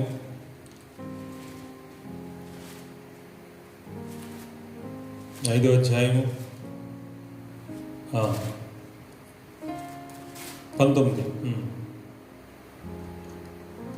శరీర కార్యములు స్పష్టమై ఉన్నవి. అవేవనగా జారత్వము, అపవిత్రత, కాముకత్వము, విగ్రహారాధన, వ్యభిచారము, ద్వేషములు, కలహము, మత్సరములు, క్రోధములు, కక్షలు, భేదములు, విమతములు, అసూయలు, మత్తతలు, అల్లరితో కూడిన ఆటపాటలు మొదలైనవి. వీటిని గూర్చి నేను మునుపు చెప్పిన ప్రకారము ఇట్టి వాటిని చేయువారు దేవుని రాజ్యం స్వతంత్రించుకున్నారని మీతో స్పష్టంగా చూపించినాను. క్రియల వల్ల ఉన్నాయి కదా. చూడండి, ఒకటి ఏమిటది చూస్తే జారత్వము, అపవిత్రత, కాముకత్వము, విగ్రహారాధన, అభిచారము, ద్వేషము, కలహము, మత్సరము, క్రోధము, కక్ష, భేదములు, విమతములు, అసూయలు, మత్తతులు, అల్లరితో కూడిన ఆటపాటలు, వీటన్నిటి గురించి చెప్పాలంటే ఒక మెసేజ్ అవుతుంది మీకు. వీటిని గురించి ధ్యానించుకోవడానికి మనం ఆల్రెడీ ఒకసారి పాత మందులో చెప్పాను. దాదాపు ఇవన్నీ కూడా ఒక దురాత్మ శక్తులు. ఒక్కొక్క చెడు క్రియకి ఒక్కొక్క దురాత్మ శక్తి ఉంటుంది మనలో. వీటిని మార్చుకోవాలి. మనం ఎలా మార్చుకుంటాము అని అంటే ఇప్పుడు మన చదివిన 8వ అధ్యాయము 13 ప్రకారంగా 8వ అధ్యాయం 13 ప్రకారంగా ఏముంది అక్కడ? మీరు శరీరానుసారంగా ప్రార్థించవలసినందుకు కానీ ఆత్మ చేత శారీరక క్రియలను చంపాలి. అది దాని స్తోత్రం. ఇప్పుడు ఈ క్రియలు మారాలంటే నువ్వు చేయవలసింది ఏంటంటే, యేసు రక్తం ద్వారా నీ పాపాన్ని కడుగుతున్నావు కానీ ఆ పాప క్షమాపణ వచ్చాక నీకు కొంచెం విడుదల అవుతుంది, స్వస్థత, నెమ్మది, రక్షణ వస్తుంది. కానీ క్రియలు మారకుండా మళ్ళీ పడిపోతున్నావు, మళ్ళా బలహీనమై పడిపోతున్నావు కదా. పరిశుద్ధాత్మ దేవుని శక్తి ద్వారా నువ్వు వీటిని జయించగలగాలి. హల్లెలూయా. అర్థమవుతుందా? పరిశుద్ధాత్మ దేవుని శక్తి ద్వారా సరే క్రియలను మనం చంపగలగాలట. ఎప్పుడంటే నువ్వు ఆత్మ దేవుని శక్తి. ఇప్పుడు యేసు ప్రభు శిష్యులు ఉన్నారు, పరిశుద్ధాత్మ పొందని వారు భయస్తులు, పిరికి వారు, అబద్ధలాడినారు ఉన్నారు. కానీ పరిశుద్ధాత్మ వారి మీదకి వచ్చినప్పుడు శక్తివంతులుగా మారారు, ధైర్యంగా నిలబడ్డారు. అలాగే ఈరోజు ఆత్మ ద్వారా దేవుని మన శరీరాన్ని జయించగలగాలి. ఎందరూ 14 దేవుని ఆత్మ చేత నడిపింపబడతారో వారందరూ దేవునికి కుమారులైందరు. దేని స్తోత్రం. శారీరక క్రియలను మనం మార్చుకోవాలి. ఆ శారీరక క్రియలు కూడా మనకు దేవుడు ఆత్మ ద్వారా గెలవాలి. వాటిని పరిశుద్ధాత్మ సహాయం ద్వారా మన క్రియలు చేంజ్ చేసుకోవాలి. అప్పుడు నీ జీవితం చేంజ్ అవుతుంది. నిజంగా చెప్తున్నాను, ఒక నూతన పరచబడుతుంది, ఒక నూతన స్వభావం నీలో ఏర్పడుతుంది. నిజంగానే నీ యొక్క పాపపు క్రియలు ఎప్పుడైతే మారిపోయి ఒక నూతన స్వభావం, అప్పుడు నీ లైఫ్ కూడా చేంజ్ అవుతుంది. నీ ఆర్థికపరమైన పరిస్థితులు విడుదలవుతాయి. నీ కుటుంబంలో భర్త శోధన నెమ్మదిస్తుంది. నీ కుటుంబంలో ఉన్న ప్రతి శోధన విడుదలవుతుంది. ఆ తర్వాత నువ్వు చేస్తున్న ప్రయత్నాలు ఫలిస్తాయి. నీ కుటుంబంలో తినడానికి తాడని ఏ కొద్ది ఉండదు. ప్రతిదీ కూడా నిజంగా నా జీవితం ఇది నెరవేరు. నిజంగా ఎంత భయంకరమైన జీవితం జీవించానో ఆ జీవితాన్ని ప్రభువుకు అప్పగించి నేను ఎప్పుడైతే నా జీవితాన్ని మార్చుకుని కన్నీరు కార్చి పరిశుద్ధపరచమని ప్రభుని అడగడం స్టార్ట్ చేశానో, నా యొక్క భయంకరమైన జీవితాన్ని ప్రభు దగ్గర నేను మారు మనసు పొంది ఎప్పుడైతే దేవుడు నిజంగా నా జీవితంలో నిజంగా ఎన్ని మేలు చేశాడంటే మేలు చేశాడు, ఎన్ని క్రియలు అంటే అప్పటిదాకా ఎన్ని ప్రయత్నాలు చేసినా ఫలించేవి కాదు. ఆఖరికి ఫైనాన్షియల్గా ఎలాగ నేను ఎలా విడుదలవ్వాలో అర్థమయ్యేది కాదు, అప్పుల నుంచి ఎలా విడుదలవ్వాలో అర్థమయ్యేది కాదు, నిరుద్యోగ స్థితి ఎలా జయించాలో అర్థమయ్యేది కాదు, అసలు కుటుంబ సమస్యల నుంచి ఎలా విడుదలవ్వాలో అర్థమయ్యేది కాదు. కానీ ఎప్పుడైతే ప్రభు పాదాలు పట్టుకుని నా యొక్క చీకటి క్రియలు వెలుగునంత దగ్గరికి వచ్చి ఆ వెలుగు ద్వారా చీకటిని నేను విడిచిపెట్టి నా క్రియలను ప్రభు దగ్గర ఒప్పుకున్నాను, నా జీవితంలో దేవుడు వెలుగు నింపడమే కాదు, నా జీవితంలో ప్రతి ఒక్కరు దేవుడు తీర్చడం ఆశీర్వదించడం స్టార్ట్ చేశాడు. హల్లెలూయా. అందుకే మనం ఎలా ఉండాలంటే తేజస్సు సంబంధం ఇంకొకనాలి, అంధకార క్రియలు విడిచిపెట్టాలి. రోమిలకు రాసిన పత్రిక 13వ అధ్యాయంలో చూడండి 12వ వచనం. రాత్రి చాలా గడిచి పగలు సమీపంగా ఉంది గనుక మనం అంధకార క్రియలను విడిచి తేజ సంబంధమైన యుద్ధోపకరణములను ధరించుకోవాలి. హల్లెలూయా. చూడండి, రాత్రి గడిచి చాలా సమీపంగా ఉన్న వెలుగు వచ్చేసింది గనక ఈ సమయంలో మన దేవుని సమీపంగా అంధకార క్రియలను మార్చేసుకోవాలి. అంధకార క్రియలను విసర్జించి తేజస్ సంబంధమైన యుద్ధోపకరణములు ధరించుకోవాలి. ఏంటి తేజస్ సంబంధమైన యుద్ధోపకరణములు అంటే? వెలుగు సంబంధమైన యుద్ధోపకరణములు ధరించుకోవాలి. ప్రార్థన, విశ్వాసము, వాక్యము, ఇంకా చూస్తే సహోదరు నిరీక్షణ, రక్షణ, ఇలాంటివన్నింటినీ ఏర్పరచుకొని అంధకార క్రియలను విసర్జించాలట. ఎప్పుడైతే వీటిని విసర్జించి ఎప్పుడైతే ప్రభువు ఎలా ఉండాలంటే అల్లర్తోగిన ఆటపాటలు ఏముదిలేదు చూడండి, సినిమాలు, షికారులు, పోకిరి ఆటలు, ఇంటర్నెట్, మరిగా చూస్తే ఫోను, మొబైల్స్, తర్వాత లేక కలహాలు ఏముండకూడదట, కామ విలాసాలు, పోకురి చేష్టలు, లేక మత్సరమైన లేక పగటి అందున్నట్టుగా నడుచుకుని ఇవన్నీ విడిచిపెట్టేయాలి. హల్లెలూయా. మెట్టుకు ప్రభువైన యేసుక్రీస్తును ధరించుకుని శరీరేచ్ఛ నిర్వచన శరీర విషయం ఆలోచన చేసుకోకుండా మనం తేజస్ సంబంధమైన దోపాన్ని ధరించుకుని అంటే మన క్రియలను చేంజ్ చేసుకోవాలి. ప్రభు దగ్గరికి వచ్చి మారినయా లేదా? ఈరోజు చాలా మంది సోదరుని చూస్తాను, 99% చాలా మంది ఎన్నో అద్భుతాలు ప్రభు ద్వారా చూసిన వారే, ఎన్నో ప్రవచనాలు మరి చూసిన వారే, కానీ నిజంగానే దేవుడు తేజస్ సంబంధం యుద్ధోపకరణలు ధరించుకుని వారిని దేవుడు మారకుండా వారి క్రియలు మారినప్పుడు దేవుడు వారిని హెచ్చరిక చేయించాడు, వారు గద్దించాడు. కానీ ఈరోజు చాలా మంది సరి చేసుకోలేకపోయారు, వారి యొక్క జీవితాన్ని మార్చుకోలేకపోయారు. ఆఖరికి ఈరోజు సోదరి చాలా మంది ప్రభుకు దూరం అయిపోయే పరిస్థితి ఏర్పడింది. ఎందుకంటే వారి క్రియలు సరి చేసుకో. సత్యవర్తనుడైతే ఏం చేస్తాడు? వెలుగు దగ్గరకు వచ్చి తన చీకటి క్రియలు, దుష్క్రియలు చేయడం వాడు మాత్రం వెలుగు దగ్గర రాలేడు. ఒకవేళ వెలుగు దగ్గరకు వచ్చిన వాడు నిలవలేడు. ఇది ప్రభువైన యేసుక్రీస్తు. ఇప్పుడు దేవుని క్రియ అంటే ఏంటి సోదరుడా? ఆయన పంపించిన యేసుక్రీస్తును విశ్వసించాను, రక్షణ అంగీకరించి నువ్వు చేస్తున్న ఈ యొక్క భయంకరమైన నీ క్రియలను ప్రభు దగ్గర మనస్ఫూర్తి ఒప్పుకొని తేజస్ సంబంధమైనగా, వెలుగు సంబంధమైన వ్యక్తిగా నీ జీవితాన్ని మార్చుకుంటమే. ఎందుకో తెలుసు సోదరుడు, ఒక మాట మీకు చెప్తున్నాను, ప్రభు రాకడ సమీపం ఉంది. ఇంకా ఆలోచన చేయడానికి ఇది కరోనా వైరస్. ఈరోజు చూడండి సోదరు, ఇండ్లకు బైబిల్ ఎన్నో ప్రవచనాలు ఉన్నాయి. దేవునికి వాక్యం ఇవ్వబడుతుందని, శవాలు గుట్టలా మరి వీధుల్లో పడవేయబడతాయని, భయంకరమైన రోగం అనేది తెగులు రేగుతుందని, ఇదంతా కూడా ప్రభు రాకడ కూడా సూచనని చూడండి. దాదాపు నెల రోజులు మన భారతదేశం బయటికి రాలేని పరిస్థితుల్లో ఉన్నాం. అన్నీ మూయబడ్డాయి, మాల్స్ మూయబడ్డాయి, ఈరోజు సినిమా హాల్స్ మూయబడ్డాయి, ఈరోజు ఫ్యాక్టరీలు మూయబడ్డాయి, ఈరోజు సాఫ్ట్వేర్ మూయబడ్డది. ఈరోజు అక్కడికి ఈరోజు చూసే పరిస్థితి, బట్టల షాపులు, ఏ షాపులు ఎక్కడ కూడా అక్కడ ఈరోజు షాపింగ్, హోటల్స్ అన్ని క్లోజ్ చేయబడ్డాయి నెల రోజుల నుంచి. ప్రజలందరూ కూడా బందీకానాలు ఉన్నాయి. బయటకు వస్తే కేసు, బయటకు వస్తే ఇప్పుడు పోలీసు వారు ఊరుకోరు. ఎందుకంటే ఇది వైరస్ రేగింది. వైరస్ ఇంకెంతకాలం ఉంటుందో తెలియదు, ఎంతకాలం ఇంకెంతమందికి ఎవరి ద్వారా వెళ్తుందో తెలియదు సోదరుడా. కానీ ఎప్పుడు ముగుస్తుందో తెలియదు. ఈరోజు రోజుకి పెచ్చరైపోతుంది. కానీ ఈ స్థితిలో నువ్వు నేను కాపాడబడాలి. ఈరోజు మన అంధకార క్రియలను మనం మార్చుకుని ప్రభువైన యేసుక్రీస్తు ద్వారా మెట్టుకు ఆయన ధరించుకుని తేజస్సుమని దోపకరందరం వెలుగునొద్దుకొద్దాం, వెలిగింపబడదాం. ఆమేన్. చూడండి సోదరులు, ఎందుకంటే దేవునికి రాకడ యేసుక్రీస్తు ప్రత్యక్షం 2 కొరింథీ 5వ అధ్యాయము 10వ వచనం చూద్దాం. 2 కొరింథీ 5వ అధ్యాయం 10వ వచనం. ఎందుకనగా ఆ. తాను జరిగించిన క్రియల చొప్పున ఆ. అవి మంచివైనను సరే చెడ్డవైనను సరే ఆ. దేహంతో జరిగించిన వాటి ఫలమును ప్రతి వాడును పొందునట్లు ఆ. మనమందరము క్రీస్తు న్యాయపీఠం ఎదుట క్రీస్తు న్యాయపీఠము ఎదుట ప్రత్యక్షం కావాలి. ప్రత్యక్షము కావలసి ఉన్నది. హల్లెలూయా. చూడండి సోదరుడా, ఎందుకనగా తాను జరిగించిన క్రియల చెప్పున. ఇప్పుడు చూడండి, దేవుడు కూడా ఫస్ట్ వాక్యం, ఎవరి క్రియలు చెప్పినా ఆయన వాడికి ప్రతిఫలం ఇవ్వబోతున్నాడు. ఎవరి క్రియలు చెప్పిన ఆయన దూతలతో రాబోతున్నాడు కనుక ఎవరి క్రియలు చెప్పిన వాడికి ప్రతిఫలం ఇవ్వబోతున్నాడు. ఇప్పుడు మనం ఈ శరీరంతో చేసిన జరిగించిన క్రియలు చెప్పిన అవి ఒక మంచి క్రియలైతే నువ్వు మంచి ఫలం పొందుతావు. ఒకవేళ చెడ్డ క్రియలైతే నువ్వు దేహముతో జరిగించిన వాటి మంచివైనా చెడ్డవైనా వాటి ఫలమును ప్రతివాడు పొందినట్లు మనమందరము కూడా క్రీస్తు న్యాయపీఠం ఎదుట ప్రత్యక్షము కావలసిన గడి దగ్గరలో ఉంది. ఆమె అర్థమవుతుందా? క్రియలు బట్టేదో మనం చేసాంలే, మన ఇష్టం వచ్చిన నడిచాంలే, మన ఇష్టం వచ్చిన మాట్లాడేసాంలే, మన ఇష్టం నిందలు వేసేసాంలే, మన ఇష్టం వచ్చినట్టుగా నడిచాంలే, మన ఇష్టం కొట్టాం తిట్టాం ఇది చేసాం, ఓడలేడు మనకి అనుకుని ఇష్టం వచ్చినట్టుగా ప్రవర్తిస్తున్నామేమో, మంచిదే. కానీ ఇదిగో ఒక న్యాయపీఠం ముందు ఒక రోజున ఖచ్చితంగా ప్రభు రాబోతున్నాడు. ఇటువంటి వారందరినీ తన ఎదురు నిలబెట్టబోతున్నాడు. మంచి వారిని నిలబెడతాడు, చెడ్డవారిని గొర్రెల మేకను వేరు చేసినట్టు చేయబోతున్నాడు.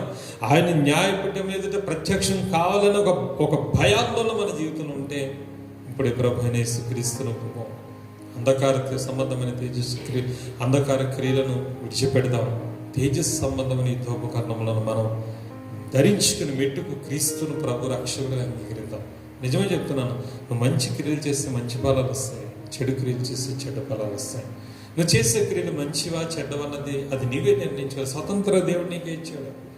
దేవుడు ఏం అడ్డుపడ్డావు? మంచి వాటిని ఇప్పుడు ఏమన్నాడైనా చేయమన్నా అన్యాయం చేయమని అన్యాయం చేయని, అక్రమం చేయమని చేయనిమన్నాడు ఆయన. మరి మంచివాడిని మంచిగా నీతిమంతుగా ఉండాలి. అడ్డుకోడు దేవుడు, చెడ్డవాడిని అడ్డుకోడు, మంచివాడిని అడ్డుకోడు దేవుడు. చెడ్డవాడే ఈ క్రియలు తప్పని దేవుడు తెలియజేస్తాడు. దేవుడు వర్తమానం పంపిస్తాడు, తన దైవజనం ద్వారా పంపిస్తాడు. తన వర్తమానం ఆ కాలంలో నోవహు కాలంలో ఆత్మస్వరూపుగానే వెళ్ళి ప్రకటన చేశాడు. లోతును సొదొమ గొమొర్రా పట్టణం నుంచి వారిని హెచ్చరిక చేశాడు దేవుడు. కానీ సోదరి నినివే పట్టణస్థులకి దైవజనుడైనా యోనాను పంపించి హెచ్చరిక చేశాడు. కానీ వారు వినక నాశనం అయిపోయారు. కానీ సోదరి నినివే పట్టణస్థులు విని తమ జారచోర క్రియలు, దుర్మార్గులు, దోష క్రియలు మార్చుకుని దేవుని ఉగ్రత నుంచి తప్పింపబడ్డారు. ఈరోజు మనం కూడా తప్పింపబడాలి. ఈరోజు భయంకర ఉగ్రతలో ఉన్నాం. కరోనా వైరస్ అనే మహా ఉగ్రత చల్లారాలంటే మనం ప్రార్థించాలి. భారతదేశం కొరకు ప్రార్థించాలి, ప్రపంచ దేశాల కొరకు ప్రార్థించాలి. ఇంకా రక్షణ లేని వారు చాలా మంది ఉన్నారు. ఒకవేళ ప్రభు రాకుండా వస్తే చాలా మంది ఈరోజు రక్షణ నాశనంకి వెళ్ళిపోతారు. సోదరుడా, మనమే కొంతమంది దేవుని రాజ్యానికి వెళ్తాం. అలా కాదు, ప్రపంచం అంతా రక్షణకు రావాలి. ఈ వైరస్ తగ్గాలి. ఈ వైరస్ అంతా లయమైపోయి ఒక మంచి రోజున వల్ల రావాలంటే మనం అందరం కూడా మనం ప్రార్థించాలి. తేజస్సు యుద్ధోపకరణాలు ధరించుకుని ముందు మన క్రియలు చెడ్డవైతే వెలుగునందుకు వచ్చి మంచి క్రియలుగా మార్చుకోవాలి. నిజంగా మార్చుకుంటే దేవుడు నిజంగా చెప్తున్నాడు, ఒక మంచి ఆశీర్వాదం దేవుడు నీకు ఇవ్వబోతున్నాడు. సోదరి, ఎలాగంటే ఈరోజు దేవుడు మనతో మాట్లాడు అధ్యాయంలో 2 పేతురు 1 అధ్యాయము 5 వచనం నుంచి మనం చదువుకుందాం. ఏ క్రియలు ఉండాలి? ఆ హేతువు చేత మీ మట్టుకు మీరు పూర్ణ జాగ్రత్త గలవారై మీ విశ్వాసమునందు విశ్వాసమునందు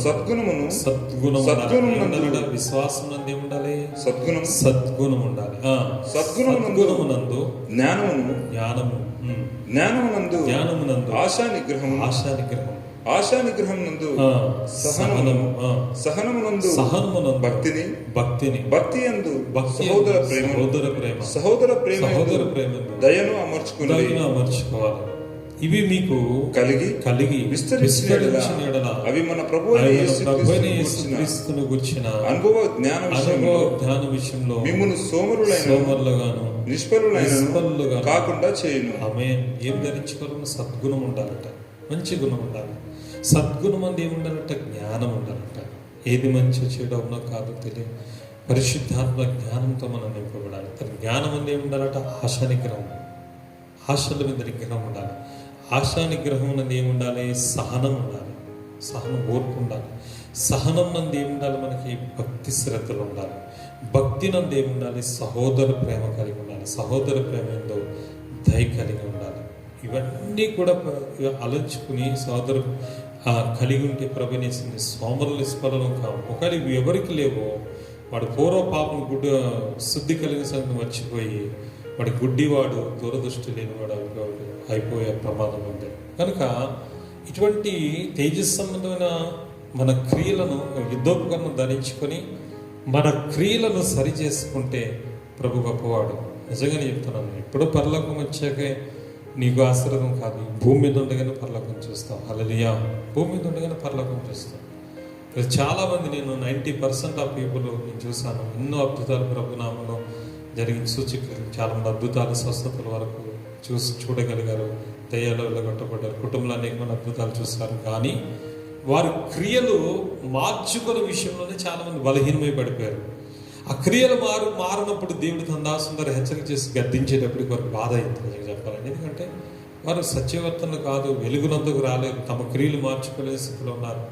దేవుడు పదే హెచ్చరిక చేసే వారికి బాధ అయింది. నిజంగా అది దేవుడు కాదు దైవజనుడు అన్నట్టుగా వారు భౌతికంగా తీసుకుని ఉండొచ్చు, కానీ సోదరుడా కానీ దేవుడే మాట్లాడాడు అన్న ఆలోచనతో ఉండుంటే నిజంగా చెప్తున్నాను, ఈరోజు చాలామంది తమ క్రియలు మార్చుకుని వెలుగు దగ్గరికి వచ్చి తేజస్సుని యుద్ధోపకరణం ధరించుకుని అనేకమంది మేలు పొందేవారు. ఈరోజు చాలామంది అస్థితి నిలవలేదు, కానీ నువ్వు నిలవు. వారందరి గురించి ప్రార్థన చేస్తున్నాం, మీ గురించి ప్రార్థన చేస్తున్నాం సోదరుడు. నిజమే, మనం ఎవరో నీతిమంతులం కాదు, పరిశుద్ధులం కాదు. మనం అందరం కూడా ఏదో సమయంలో బలహీనమై పాపం చేసిన పాప బంధకాలు ఉన్నామని మన క్రియలు చెడ్డవే. కనుక ఈరోజు మన లైఫ్ కూడా చెడుగానే ఉంది, మన లైఫ్ కూడా ఫలించంగా ఉంది. కానీ ఆ క్రియలను ప్రభు దగ్గర పరిశుద్ధాత్మ చేత ప్రభు పాదాలు పట్టుకుందాం, అడుగుదాం, ప్రభా సరిచేయమని అడుగుదాం, నన్ను బాగు చేయమని అడుగుదాం, నా క్రియలు బాగు చేయమని అడుగుదాం. నిజంగానే నినివే పట్టణస్థులు అడిగారు, క్రియలను బాగు చేస్తున్నారు. ఈరోజు సోదరుడా, సౌలు దుర్మార్గుడు మారి పౌలుగా మారాడు. నిజంగా యాకోబు బ్రతిమలాడాడు, 70 గిరేవు దాటిపోయింది, నేను మోసగాని ప్రభా, నా జీవితాన్ని తన క్రియలు సరి చేసుకున్నాడు, ఇజ్రాయేలుగా మారిపోయాడు. సోదరుడా, ఇలా చూస్తే బైబిల్ గ్రంథంలో చాలా మంది తమ క్రియలు సరి చేసుకున్నారు. సిలువలో దొంగ కూడా అడిగాడు, ప్రభు నీ రాజ్యాన్ని చేర్చుకున్నాను, ప్రభు చూపించమని అడిగాడు. ఎంతో మంది ప్రభు పాదం మీద పడ్డారు. వ్యభిచారైన మగ్దలైన మరియ కానీ, సుంకరైన జక్కాయి కానీ చూడండి, వారందరూ కూడా ఎలా ప్రభు పాదాల దగ్గర పడ్డారు. తమ్మగిన చూడండి, సుంకరైన జక్కాయి అంటాడు, అయ్యా నేను ఎవరి దగ్గర అన్యాయంగా తీసుకున్నానో వారికి 4 రెట్లు ఇచ్చేస్తానన్నాడు, నేను ఆస్తి బీదలు పంచిపెట్టేస్తాను. నిజంగానే సోదరుడా, ఇతడు అబ్రహాం కుమారుడు ప్రభు సంతోషపడ్డాడు నిజంగా జక్కాయి విషయంలో. నిజంగా ఎందుకంటే తన క్రియలు మార్చుకున్నాడు కనుక. ఒక విచార స్త్రీ వచ్చి కన్నీటితో పాదాలు కడిగింది, మగ్దలైన మరియ అత్తరు పూసింది, ముద్దు పెట్టుకుంది. నిజంగా చెప్తున్నా, అక్కడున్న పరిచయుడు అసహ్యపడ్డాడు, కానీ ప్రభు అంటడం విస్తారంగా ప్రేమించింది కనుక విస్తార బాబాలు క్షమింపడ్డానికి క్రియ మార్చుకుని ఆరోగ్య ప్రభుత్వ సేవలో వాడబడింది మగ్దలైన మరియ కదా. ఇలా చూస్తే చాలా మంది తమ క్రియలు మార్చుకున్నారు సోదరుడా. ఎందుకు సొంత పాపలే మార్చుకున్నారు బైబిల్ గ్రంథం, వాళ్ళ పేర్లు జీవ గ్రంథంలో రాయబడ్డాయంటే ఈరోజు నిన్ను నన్ను దేవుడు పిలిచాడు. ఈరోజు మహిమ గల ఈ గొప్ప పరిచయంలో నిన్ను నన్ను అంటికట్టిన దేవుడు మన పాపం క్షమించిన, మన క్రియలు మార్చడా, వెలుగునంతకు వద్దాం, వెలుగు దగ్గరికి వద్దాం. ఎందుకంటే ఆఖరికి కొన్ని వాక్యాలు ఇంకా 2 రిఫరెన్స్ చూపించి ముగించేస్తాము. ప్రభు ఏమని మాట్లాడుతున్నాడు చూద్దాం. ప్రకటన గ్రంథం 3వ అధ్యాయం మొదటి నుంచి చూసుకుని, ప్రకటన 3వ అధ్యాయం మొదటి నుంచి. సార్దిస్లో ఉన్న సంఘపు దూతకి ఇలాగూ వ్రాయము, 7 నక్షత్రములు దేవుని 7 ఆత్మలు గలవాడు చెప్పుచున్న సంగతులు ఏమనగా, నీ క్రియలను నేను ఎరుగుదును. ఏమనగా జీవించుచున్నావన్న పేరు మాత్రం ఉన్నదే కానీ నీవు మృతుడవే, నీ క్రియలు నా దేవుని సంపూర్ణమైన కనబడలేదు కనుక మిగిలిన వాటిని బలపరచు. ఏముంది పుట్టినట్లో స్థిరపరచము. హల్లెలూయా. ఇక్కడ చూడండి, జీవించుచున్నావన్న పేరు మాత్రం ఉందా కానీ మృతులేవు. ఎందుకంటే క్రియల వల్ల నీ అపరాధముల చేత చచ్చిన వారవై ఉండగా, మీ అతిక్రమముల చేత చచ్చిన వారండి. ఈరోజు జీవించుతున్నాం పేరు, బ్రతుకుతున్నాం పేరుకే.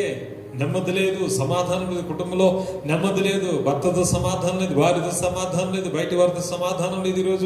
ఈరోజు చూస్తే అనేక రకాల శోధనలు, ఒత్తిళ్ళు, శ్రమలు, ఆర్థిక ఇబ్బందులు, నిరుద్యోగం, భయంకరమైన పరిస్థితులు ఈరోజు చుట్టుకుని, అయ్యో నా బిడ్డల భవిష్యత్తు ఏంటో, అయ్యో నా ఇంటి భవిష్యత్తు ఏంటో, అయ్యో నా కుటుంబ భవిష్యత్తు ఏంటో, నెమ్మది లేని జీవితం జీవిస్తున్నామేమో. సోదరుడా, ఈరోజు చూసి బ్రతుకుతున్నావు కానీ పేరుకే కానీ మృతుడవు మనం. ఎందుకంటే మన దేవుని ఎదుట నీ క్రియలు సంపూర్ణమైనవిగా కనపడలేదు కనుక నువ్వు జాగరూకుడు చావన ఉన్న మిగిలిన వాటిని బలపరచు. చూడండి, దీన్ని ఎలా బలపరుచుకోవాలి? నువ్వెలాగూ ఉపదేశము పొందితివో, ఎలాగూ వింటివో జ్ఞాపకం చేసుకొని దాన్ని గైకొనుచు మారు మనసు పొందుము. నీవు జాగరూకుడవై ఉండని ఎడల నేను దొంగవలే వచ్చేదను, ఏ గడియలు నీ మీదకి వచ్చేదను తెలియదు. అది జాగ్రత్త. నువ్వు ఎలాగ ఉపదేశం పొందితువో, ఎలాగ వింటివో అది జ్ఞాపకము చేసుకుని దాన్ని గైకొనుచు మారు మనసు పొందాలి. ఇప్పుడు మనం చేయాల్సింది ఏంటి? ఇక్కడ ఆలోచించండి.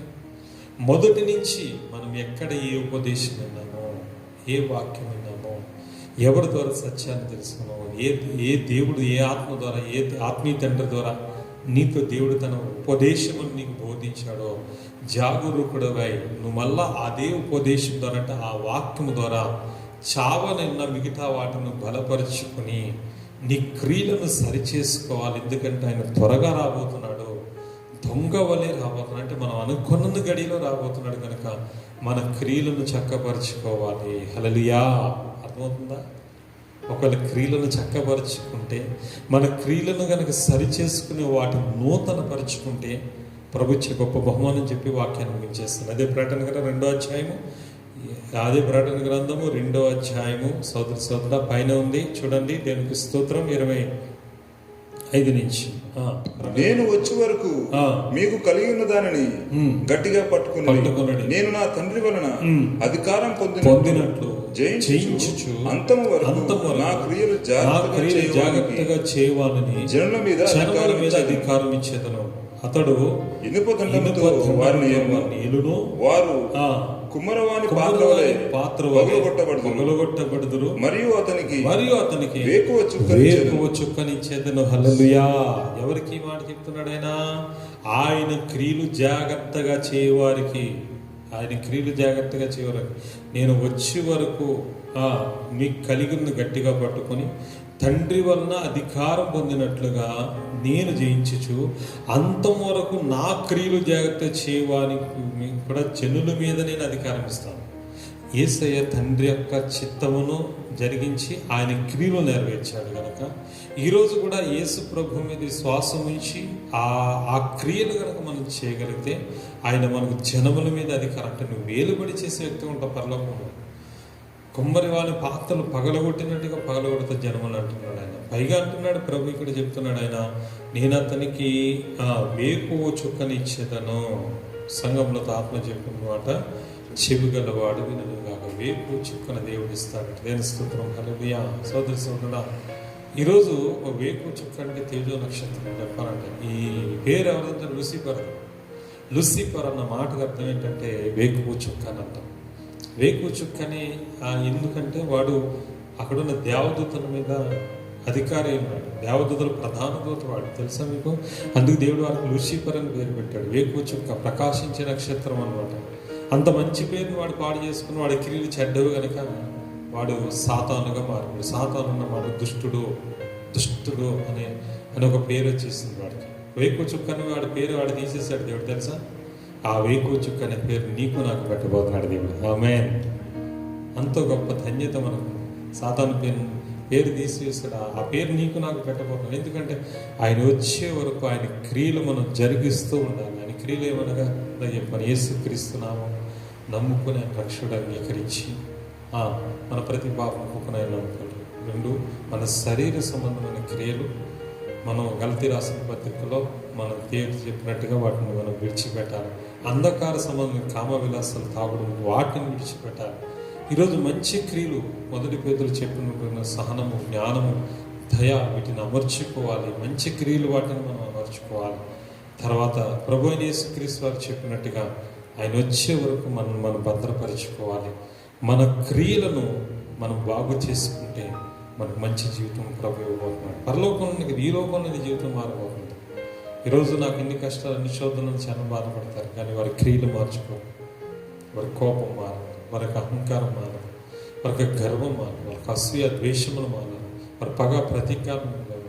ఏమాత్రం కూడా తమ పాత జీవితాన్ని రోత సరి చేసుకోలేని స్థితిలో ఉంటారు కనుక వారి క్రియలు సరిచేసుకుని వారు వెలుగు దగ్గరికి రారు సోదరులు. వెలుగు దగ్గరికి రా, నీ నిష్ఫలమైన అంధకార క్రియలు సరిచేసుకో. ఖచ్చితంగా దేవుడు నినివే పట్టణస్తులను క్షమించి దేవుడు వారిని ఆశీర్వదించాడు. అలాగే నిన్ను కూడా దేవుడు క్షమించి నిరోధంగా ఉన్నాడు. ప్రభు రాకల్లో ఆయన క్రియలు జరిగిస్తూ నీకు వేకు చిక్కునివ్వడానికి ఆయన సిద్ధంగా ఉన్నాడు. ఆమేన్. దేవుడు తనలో కొద్ది మాటలు దీవించునుగాక. ఆమేన్. ప్రార్థన చేసుకుందాం. మహాగణుడు అయిన తండ్రి, మహోన్నతుడైన ప్రభా, నీ మహాఘనమైన ప్రేమ కలిగిన నామముకు స్తోత్రాలు. యెహోవా పరిశుద్ధుడు పరిశుద్ధుడు పరిశుద్ధుడని స్తుతింపబడుతున్న తండ్రి కుమార పరిశుద్ధాత్మ త్రియక దేవుడా, ఆది అంతమైన వాడు, ఆశ్చర్యకరుడు, ఆలోచనకర్త, నీ స్తోత్రాలు.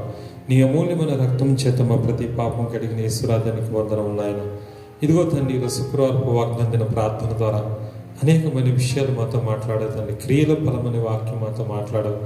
నిజమే తండ్రి నాయన, ప్రతివాడు నరులు చేసిన క్రియలు బట్టి వారికి ఫలం ఉంటుందని నాన్న యోబు గ్రంథంలో మాట్లాడు. అలాగే కీర్తనల గ్రంథంలో కూడా వారి క్రియలు చెప్పిన వారికి ప్రతిఫలం ఇచ్చే దేవుడు నన్ను మత్తయి సువార్తలో కూడా సెలవిచ్చినట్టుగా మనిషి కుమారుడు తన దూతలతో రాబోతున్నాడు, ఎవరి క్రియలు చెప్పిన వారికి ఫలం ఇస్తానన్నావు కనుక ప్రభా, నిజమే మా క్రియల చేతనే నాయన ఈరోజు నేను మాకు ఆశీర్వాదము నాయన ప్రభా, లేకపోతే నష్టమా, లేకపోతే నా తండ్రి మా చేతిలో ఉంది నాయన, ఇది మేము చాలా మంది తెలుసుకోలేని స్థితిలో ఉన్నాము, క్షమించండి. ఆ రోజు నా తండ్రి నిజమే ప్రభా, తండ్రి గొప్ప దేవుడు ఇజ్రాయేల్ ప్రజలు నాయన పాలు తేలు ప్రాంత దేశానికి వెళ్ళిన తర్వాత అన్యులతో సహవాసం చేసి తను వారి క్రియలను అనుసరించి తమ బిడ్డలను బలి చేసి వారి రక్తమొలికించి హే క్రియలు చేసినందున తండ్రిని వారి మీద కోపగించుకొని శత్రువుల చేతికి వారిని అప్పగించేవాడు ప్రభా, దయతో క్షమించిన ఆయన. నిజమే, నోవహు జల ప్రళయ కాలంలో కూడా తమ జనులు తన క్రియలు మార్చుకోమని ఆత్మస్వరూపుకెళ్ళి చెప్పినా వారు వినలేదు, సరి చేసుకోలేక జలప్రను వారు కొట్టుకెళ్ళిపోయింది ప్రభా. అబ్రహాంతో చెప్పావు నాయన, తండ్రి అమోరీలో తండ్రి వారి క్రియలు సంపూర్ణం 400 సంవత్సరాల తర్వాత వారి పరిపూర్ణమవుతూ అప్పుడు నేను నీ యొక్క సంతానం చేత వారిని చెదరగొట్టి వారిని నాశనం చేసి వారి దేశాన్ని నేను ఇస్తానన్న ప్రభా. తండ్రి సొదొమ గొమొర్రా వారి పాపం విషయంలో కూడా వారి క్రియలు సంపూర్ణమైనవి లేవో, వారి పాపం సంపూర్ణం లేదో నేను దిగిపోయి చూసి వచ్చేదనన్నాను ఆయన. నిజమే తండ్రి, ప్రతి వాని క్రియలు పరీక్షిస్తూ ఉంటావు, పరిశోధిస్తూ ఉంటావు. యెహోవాను నేను ప్రతి వాని క్రియలు చెప్పిన వాడికి ప్రతిఫలం ఇచ్చే దేవుడిని ఇరిమియా గ్రంథంలో సెలవిచ్చావు దేవా. యెహోవా నేను హృదయంను పరిశోధించుచు వాని క్రియలు చెప్పిన జీతం ఇస్తానని కూడా మాట్లాడిన దేవా, ఒకసారి జ్ఞాపకం చేసుకుని ఆయన. ఈరోజు నిజమే నినివే పట్టణస్థులు ప్రభా, తమ జార చోర క్రియలు, దుర్మార్గపు క్రియలు చేతవారు నేను యోనని దైవజనుడు వెళ్ళిన ఆయన అక్కడ ప్రకటించిన తర్వాత వారు ఉపవాసం ఉండి ఆయన తమ జీవితాన్ని సరిచేసుకుని గోనెపట్ట కట్టుకుని పచ్చి మంచినీళ్ళు కానీ ఆహారం పెట్టుకోకుండా వారు కన్నీరు కార్చిన తండ్రి వారు ప్రార్థన చేసి తమ చేసిన దుర్మార్గాన్ని వారు విడిచేయక నాయన చేస్తానని కీడు చేయక వారిని క్షమించి నాయన వారిని వదిలిపెట్టావు ప్రభా. అలాగే ఈరోజు కూడా తండ్రి నాయన మా జీవితంలో చేసిన తన అనేకమైన పాప క్రియలు, అనేకమైన జార చోర క్రియలు నాయన తన ఎన్ని క్రియలు సర్వించావు దేవ. గలతీ రాసిన జారత్వం, కామగత్వం, అభ్యర్థత, విగ్రహారాధన, మత్సరత, అసూయ, ద్వేషం, కలహం, క్రోధం, విమతములు, మత్సరతలు, భేదములు, అల్లరితో కూడా నాటపాటలు ప్రభా. నా తండ్రి నాయన తన రోమి రాసిన పత్రికను సెలవిచ్చావు నాయన. కామ విలాసములు తండ్రి, పోగురి చేష్టలు ప్రభా, నాయన తన అంధకార క్రియలు ప్రభా, వీటన్నిటి విషయంలో ప్రభా ఈరోజు మేము ప్రార్థన చేస్తున్నాం. దయతో క్షమించు తండ్రి, మమ్మల్ని క్షమించు ప్రభా. నీ కృపను బట్టి జ్ఞాపకం చేసుకో. దావీదు కుమారుడా, నువ్వు దాటిపోయే దేవుడు కాదు కనుక ఈ సమయంలో ప్రభు సహాయం అందించమని ప్రార్థన చేస్తున్నాను తండ్రి. మా ప్రతి పాపపు క్రియలను, మా దోషపు క్రియలను, మా అహంకారపు క్రియలను, మేము చేసిన ప్రతి అసహ్యమైన క్రియలు బట్టి దయతో మమ్మల్ని క్షమించమని బ్రతిమలాడుకుంటున్నాను ప్రభా. నిజమే, ఈరోజు మిమ్మల్ని గాయపరిచాం ప్రభా, మిమ్మల్ని దుఃఖపెట్టాం ప్రభా. అయ్యా, ఈరోజు నా తండ్రి రక్షణలోకి వచ్చి రక్షణ పొందిన మేము ఆ క్రియలను మార్చుకోలేకపోతున్నాం ప్రభా. మా హృదయాన్ని సరి చేసుకోలేకపోతున్నాం ప్రభా. అందుకే మా జీవిత స్థితి మారతలేదయ్యా. ఒక్కసారి జ్ఞాపకం చేసుకుని యోహాను సువార్తలో సెలవిచ్చావయ్యా. నిజమే తండ్రి నాయన, తమ క్రియలు చెడ్డమైనందున ప్రభా వెలుగు దగ్గరికి రాలేరన్నావు తండ్రి. తమ దుష్క్రియలు దుర్మార్గ క్రియలు చేయవారు వెలుగు దగ్గర నిలవలేరన్నావు ప్రభా. కానీ సత్యవర్తనుడైతే వెలుగునందుకు వచ్చి తమ క్రియలను సరి చేసుకుంటాడని మాట్లాడుతున్నావు అయ్యా. ఈరోజు ఆ వెలుగు నీవే, ఈ లోకం వెలుగుగా వచ్చావు తండ్రి. అయ్యా దేవుని క్రియ జరిగించాలంటే మేమేం చేయలేని అడిగారు. ఆయన పంపిన వారిని విశ్వాసం ఉంచి ప్రతి పాపం ఒప్పుకున్నట్టే దేవుని క్రియను నాయన అయ్యా అట్టి క్రియలు మేము చేస్తూ ఈరోజు హృదయపూర్వక మా ప్రతి పాపం ఒప్పుకుని సరి చేసుకునే శక్తిని ఇవ్వండి అయ్యా. ఈరోజు నిజమే తండ్రి, నెమ్మది లేదు, సమాధానం లేదు, శాంతి లేదయ్యా. ఈరోజు మా క్రియలు చెడ్డవైనది ఇది లోకమంతా కూడా భయంకరంగా ప్రభా కరోనా వైరస్ తో నాయన ప్రపంచ దేశాలు రగిలిపోతున్నాయి తండ్రి. ఏ సమయం ఏమవుతుందో తెలియదయ్యా. నేను అక్కడ సమయం అయిపోయింది ప్రభా. అయ్యా నా తండ్రి ఒక్కసారి జ్ఞాపకం చేసుకుని అయినా ఇది అవకాశము తండ్రి. నాయన మేము మారుటకు అవకాశము తండ్రి. నాయన మా క్రియలు సరి చేసుకునే అవకాశం దయచేయి అయ్యా. చీకటి క్రియలు విడిచిపెట్టే శక్తి మాకు దయచేయి ప్రభా. ఎంతమంది ఆన్లైన్ ద్వారా వాక్యం ప్రార్థన చేస్తున్నారు వారందరికీ ఈ వాక్యం తండ్రి వారి హృదయంలో ముద్రించి ప్రభువా నీ స్తోత్రం చెల్లిస్తున్నాను అయ్యా. ఈరోజు తండ్రి నువ్వు ఇంకా అనేకమైన విషయాలు మాతో మాట్లాడుతున్నావు. నిజమే తండ్రి, క్రియలు చేయాలి, తేజస్సమని ధూపకరణములు ధరించుకోవాలి నాయన. ఆత్మ ద్వారా శరీర క్రియలు గెలవాలి, అంధకార సంబంధమైన క్రియలు విడిచిపెట్టాలి ప్రభా. గలతీ రాసిన పత్రికలో నన్ను శరీర క్రియలను జయించాలి తండ్రి అయ్యా. అంధకార క్రియలు జయించి ప్రభా ఈరోజు నేను తండ్రి నిజమే వెలుగింపబడాలి ప్రభా. సత్యవర్తనమై వెలుగునొద్దకు వచ్చి తేజస్సమని ధూపకరణములు ధరించుకునే శక్తిని మాకు దయచేయి తండ్రి అయ్యా. రెండో పెద్దలు సెలవిచ్చినట్టుగా నాయన ప్రభా జ్ఞానమున తండ్రి ఆశ నిగ్రహము ధైర్యం అమర్చుకొని ప్రభా దాన్ని పగటిపూట ఉన్నట్టుగా ఉండటం సహాయం చేతండి నాయన. ఎందుకంటే ప్రభా నీ క్రియలు దేవుని ఎదుట సంపూర్ణమైన లేవంటున్నావు నాయన. అందుకే నువ్వు పేరుకి మాత్రం బ్రతికున్నావు కానీ నువ్వు మృతుడివని మాట్లాడుతున్నావు కనుక మొదటి నుంచి ఏ ఉపదేశం పొందో ఆ ఉపదేశము లోబడమంటున్నావు కానీ ప్రభా ఈరోజు లోబడే స్థితి మాకు లేదయ్యా. క్షమించిన ఆయన సెలవిచ్చిన వాక్యములు బట్టి ప్రభా మేము సరి చేసిన శక్తి నువ్వు నాయన. ప్రభా ఇదిగో తండ్రి ఎవరైతే నా తండ్రి నాయన ఓర్పు కలిగిన తండ్రి క్రియలు చేస్తారో ఆ క్రియలు చేసిన వారందరినీ నా తండ్రి ఆలయంలో తండ్రి ప్రభా నేను జయించిన తండ్రి వాళ్ళ అధికారం పొందినట్టు వారికి కూడా జన్మలు నేను అధికారం ఇచ్చి వాడిని ఒక వేకువ చొక్కనిస్తానని సెలవిచ్చిన మాటను బట్టి కూడా మేమందరం సరి చేసుకుని కృపను దయచి నువ్వు మాట్లాడి వాక్యం తండ్రి బిడ్డల హృదయంలో నాటమని ప్రార్థన చేస్తున్నాను తండ్రి. ఈ వాక్య ప్రకారం వారి జీవితాన్ని మార్చమని వేడుకున్నాను, వారి క్రియలు సరిచేయమని వేడుకున్నాను. చాలా మంది ఇంకా తమ జీవితాల్లో తండ్రి ఈరోజు భార్య భర్త నెమ్మది లేదయ్యా. ఎందుకంటే క్రియలు సరైనవి కాదు కనుక ఈరోజు నన్ను ఈగోస్ వల్ల తండ్రి నెమ్మది లేదు నాయన. ఆ ఈగోస్ తీసేసి నాయన ఒకరినొకరు ప్రేమ దయచేసి ప్రేమ అనే తండ్రి ఆయుధం ధరించుకుని సమాధానం దయచేయి.